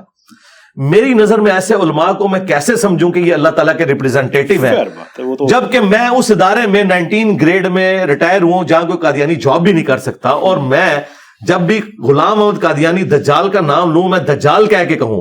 اور جو آج میں نے ایک بات کی تھی, جتنے لوگ ختم نبوت تحریکیں چلا رہے ہیں مجھے ان کی کوئی 2 ویڈیوز نہیں 3 ویڈیوز, ایک ویڈیو دکھائیں جس میں انہوں نے لسٹ کیا ہو کہ غلام محمد قادیانی یہ آیت کوٹ کرتا ہے اس کا جواب یہ ہے, یہ حدیث کوٹ کرتا ہے اس کا جواب یہ. اور ان کو تو حدیثوں کا پتہ ہی نہیں ہے تو فقہ کی کتابیں پڑھتے ہیں. میری درجنوں ویڈیوز ہیں غلام محمد قادیانی کے نظریات کو میں نے ایک ایک کر کے ڈسکس کیا. یہ کوئی نہیں ہوتا کہ جی وہ واش روم میں مر گیا تھا, وہ کانا تھا, یہ کوئی علمی رات نہیں ہے, یہ چھوڑ دیں. صحابہ کرام تعاون کے مرض میں مرے ہیں, اتنے بڑے بڑے پھوڑے ان کے اوپر نکلے ہیں, ابو عبیدہ ابن جرح, ٹھیک ہے, لیکن کیا ان کے مرتبہ ختم ہو گیا؟ یہ کوئی دلیل نہیں ہوتی, علمی رد کریں.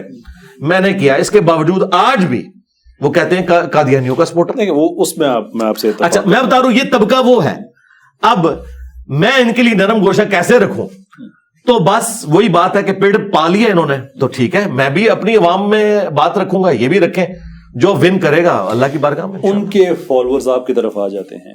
جی جی جی. کیا یہ امید رکھی جا سکتی ہے کہ پاکستان میں جو سیکولر سوشلسٹ لوگ ہیں آپ کو سننے کے بعد ان کے فالوورز بھی آپ کی طرف آ جائیں گے؟ آئے ہوئے ہیں اسلام پسند. مجھے بتائیں میرے پلیٹ فارم سے آپ نے ان لوگوں کے منہ سے بھی دینی باتیں سنی ہیں جنہوں نے کبھی دین کے اوپر ڈسکشن ہی نہیں کیا. میں اب ان کے نام نہیں لیتا ورنہ پھر لوگ کہیں گے کہ کسی کو, کتنے بڑے بڑے یوٹیوبرز جن کے منہ سے کبھی آپ نے دین کی بات نہیں سنی وہ گاڈ کو ڈسکس کر رہے ہیں میرے پاس بیٹھ کے, ٹھیک ہے, اسلام کو ڈسکس کر رہے ہیں.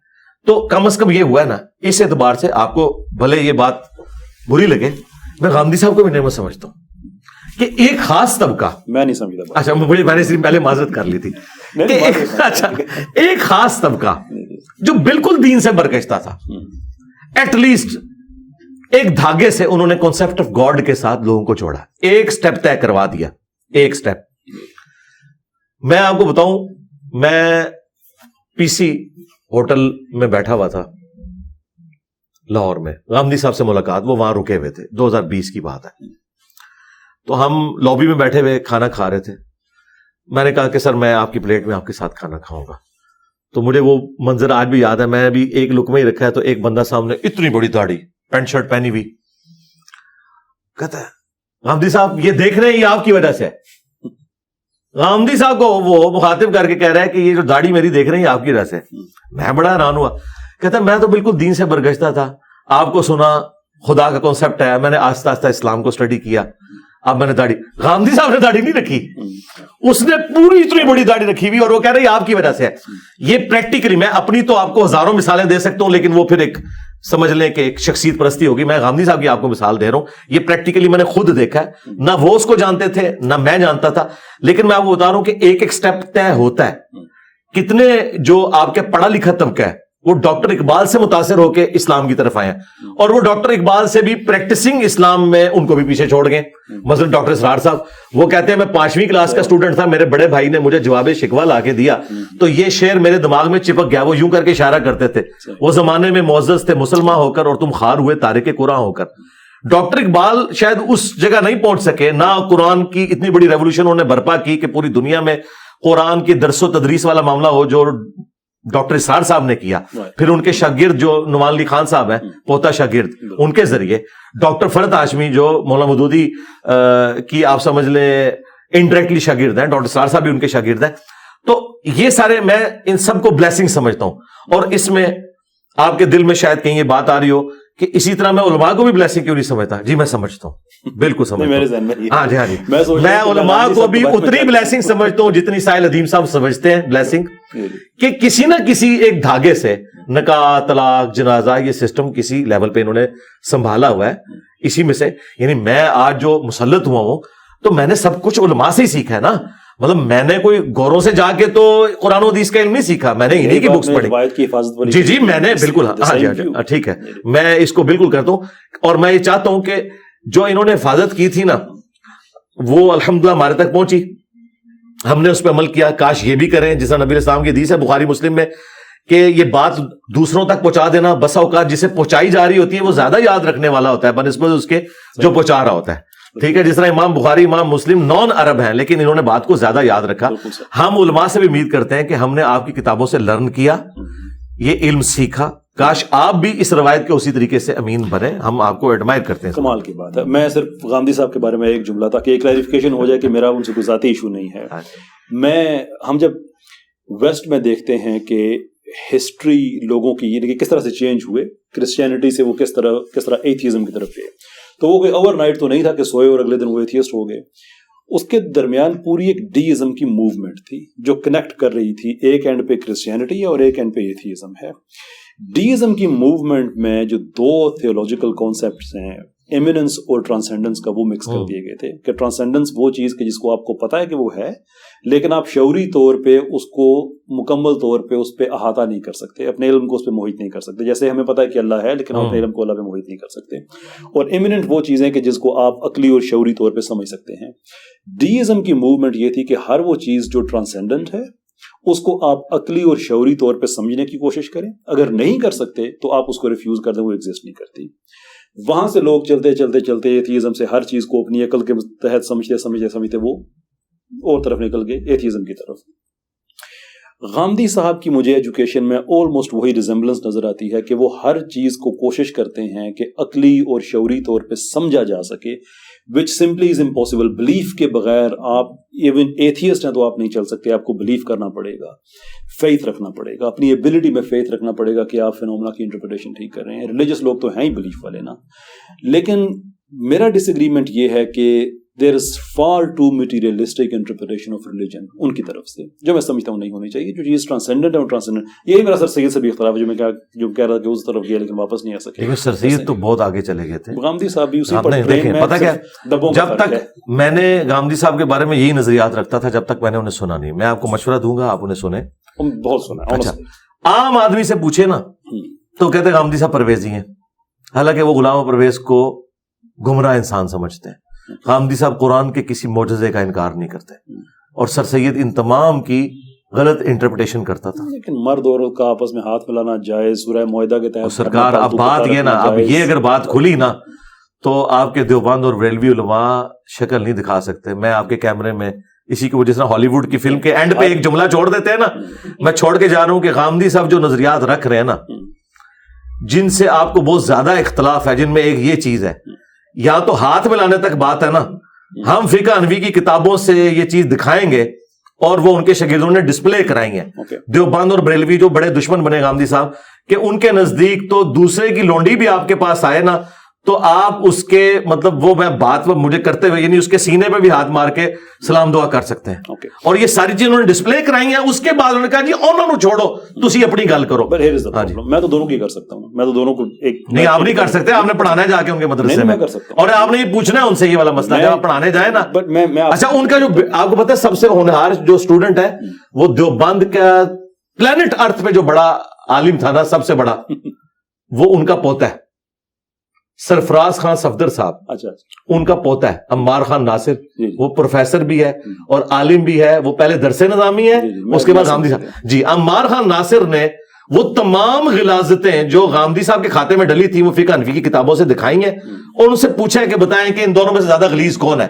اور اگر آپ یہ کہتے ہیں یہ ہے, میرا اس سے اگین پرابلم ہے کہ یہ ہم سطحی لیول پہ گفتگو کریں بالکل ٹھیک ہے, لیکن میں آپ سے اس سے بہتر ایکسپیکٹ کرتا ہوں کیونکہ آپ کے پاس ریزننگ کی ایبلٹی بھی ہے اور ریلیجس بیک گراؤنڈ تو آپ کا. تو میں بتا رہا ہوں کہ غامدی صاحب بھی اسی مدرسہ سسٹم کے امین ہیں جو صدیوں سے چل رہا تھا معذرت کے ساتھ. میرا پوائنٹ یہ ہے کہ اگر ہم غامدی صاحب کی غلط چیز کو پوائنٹ آؤٹ کریں تو اس کا جواب ورڈ اباؤٹزم نہیں ہو سکتا. جو آپ بتا رہے ہیں کہ وہ لونڈی والی ساری باتیں یہ غلط ہے نا جی, لیکن اگر ہم یہ غامدی صاحب کی ایک بات کے سامنے رکھ رہے ہیں تو غلط چیز کو اگر جواز بنا رہے ہیں تو اس کا مطلب ہے کہ جس چیز کو ہم دفاع کر رہے ہیں وہ بھی غلط ہے. نہیں, میں یہ بتانا چاہ رہا ہوں کہ اس کی روٹس وہ ہیں. لیکن دیکھیں میں یہ کہتا ہوں یعنی غامدی صاحب کی روٹس وہ ہیں. اور میں بتاؤں غامدی صاحب کے خلاف سب سے زیادہ ویڈیوز میری ہیں. حیران کن بات ہے. اس پہ آپ کا اختلاف ہے کہ سورہ معاہدہ کی آیات کی روشنی میں وہ کہتے ہیں کہ گھر میں آپ شوقیہ طور پہ کتا رکھ سکتے ہیں. نہیں, ناٹ ایٹ آل. کتا پالنا, میری آپ ویڈیو دیکھیں. اور سرکار یہ کتے والی تو بات چھوٹی رہ گئی ہے. ایگزامپل کے طور پہ میں وہ بتا رہا ہوں اصل میں یہ ہے کہ یہ چیزیں چھوٹی ہیں. اگر آپ مجھ سے پوچھیں کہ غامدی صاحب ورسز علماء دیوبند اور بریلوی علماء, تو میں کہوں گا کہ غامدی صاحب کے جو بلنڈرز ہیں نا وہ چھوٹے ہیں. وہ عقائد اور نظریات کے اعتبار سے دیکھیں, غامدی صاحب چشتی رسول اللہ اور تھانوی رسول اللہ کے امین تو نہیں ہے نا, یہ لوگ ان کے امین ہیں. اچھا, اب رہ گیا پردہ, داڑھی, بائی نیم نزول عیسیٰ, میری ویڈیوز ہیں اور گھنٹوں پہ محیط ہے. میں نے ایک ایک پوائنٹ کا ان کا جواب دیا ہوا ہے. لیکن میں غامدی صاحب کو بہتر اس لیے سمجھتا ہوں کہ میرے لیے سب سے پرائورٹی والی چیز ہے توحید. غامدی صاحب قبر پرست نہیں ہے. بزرگوں کی والے یہ سارے معاملات, تصوف کے خلاف انہوں نے جو اعلان جنگ کیا ہے ان کے عقائد اور نظریات کے خلاف, اور ختم نبوت کے حوالے سے جس طریقے سے انہوں نے قادیانیوں کا علمی رد کیا ہے, یہ بہت بڑی بات ہے. میں یہ تعریف اس لیے کر رہا ہوں, صرف آپ کو بتانا چاہ رہا ہوں کہ جس طرح آپ ان علماء کی عزت کر رہے ہیں نا ان کی تمام کمزوریوں کے باوجود, جو شاید آپ کو ابھی پتہ نہیں ہے, میری ویڈیوز دیکھ کے شاید مزید پتہ چلیں, تو غامدی صاحب کی بھی مجھے مجبوراً عزت اس لیے کمپیریٹیولی کرنی پڑتی ہے کہ اگر میں تقی عثمانی صاحب کو حفظہ اللہ کہہ رہا ہوں نا, جو درس حدیث کے آخری سال میں یہ بتا رہے ہیں کہ امام حنیفہ کو گناہ دھلتے ہوئے نظر آتے تھے, تو میں تو 2 دفعہ حفظہ اللہ پھر غامدی صاحب کو کہوں گا جو ان نظریات کو غلط سمجھتے ہیں. رہ گیا پردہ اور اس طرح کی باتیں, یہ بعد میں آتی ہیں. اصل چیز اصولی جو ہے عقائد ہے. عقائد کے اعتبار سے غامدی صاحب کا کوئی ایک عقیدہ بتائیں جو عقیدہ ہو, بنیادی عقیدہ, توحید میں, ختم نبوت کے اندر, اس میں کوئی کرپشن نظر آتی ہے نا. یہ جو آپ بتا رہے ہیں کتا پالنا نہیں پالنا, چھپکلی مارنے, یہ وہ چھوٹی بات ہے. میں نے جو میرا بڑا اختلاف ہے, میں نے ان کو جو آگے میں نے عرض کیا کہ وہ دین کی انٹرپریٹیشن مٹیریلسٹک گراؤنڈز پہ کرتے ہیں. میرا اصل اختلاف یہ تو ایگزامپلز ہیں جو میں نے. اچھا ٹھیک ہے. اچھا, آخری سوال سر. جی سر. ہر انسان نے اس دنیا سے جانا ہے, آخرکار ہم سب نے جانا ہے.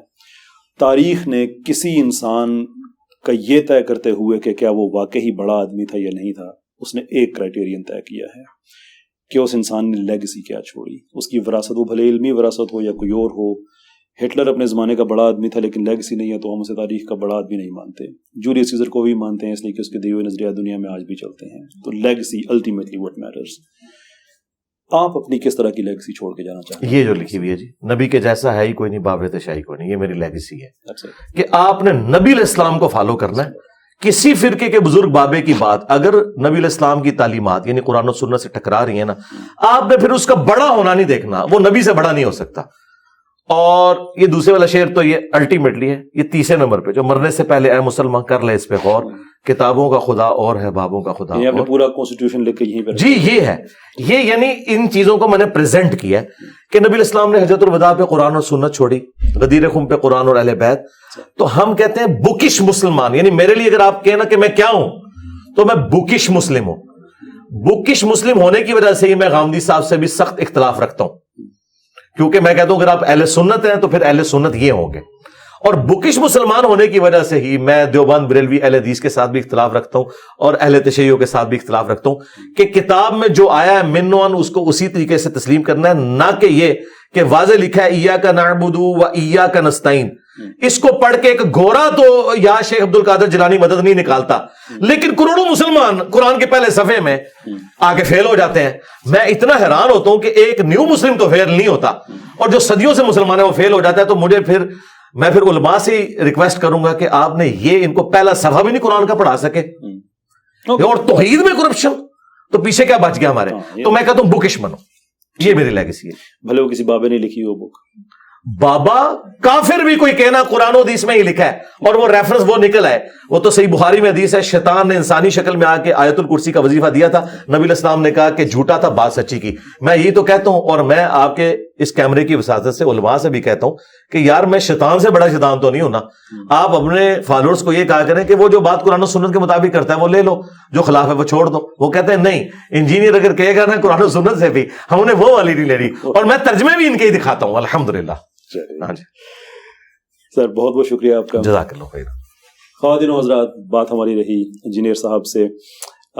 میں ایک بات کہا کرتا ہوں اکثر کہ پوڈ کاسٹ کا مقصد یہ نہیں ہوتا کہ آپ ایک ایکو چیمبر دے دیں, ایک ایسا موقع دے دیں کہ جہاں پہ وہ آپ اتفاق کیے جائیں. دا ہول پوائنٹ از کہ آپ اچھے مہذب طریقے سے, جو کہ اسلامک اسپرٹ ہے, کہ اپنے جو چیزیں ہیں وہ آئیڈیاز کو چیلنج کریں, جو کہ آج ہم نے چیلنج کیا.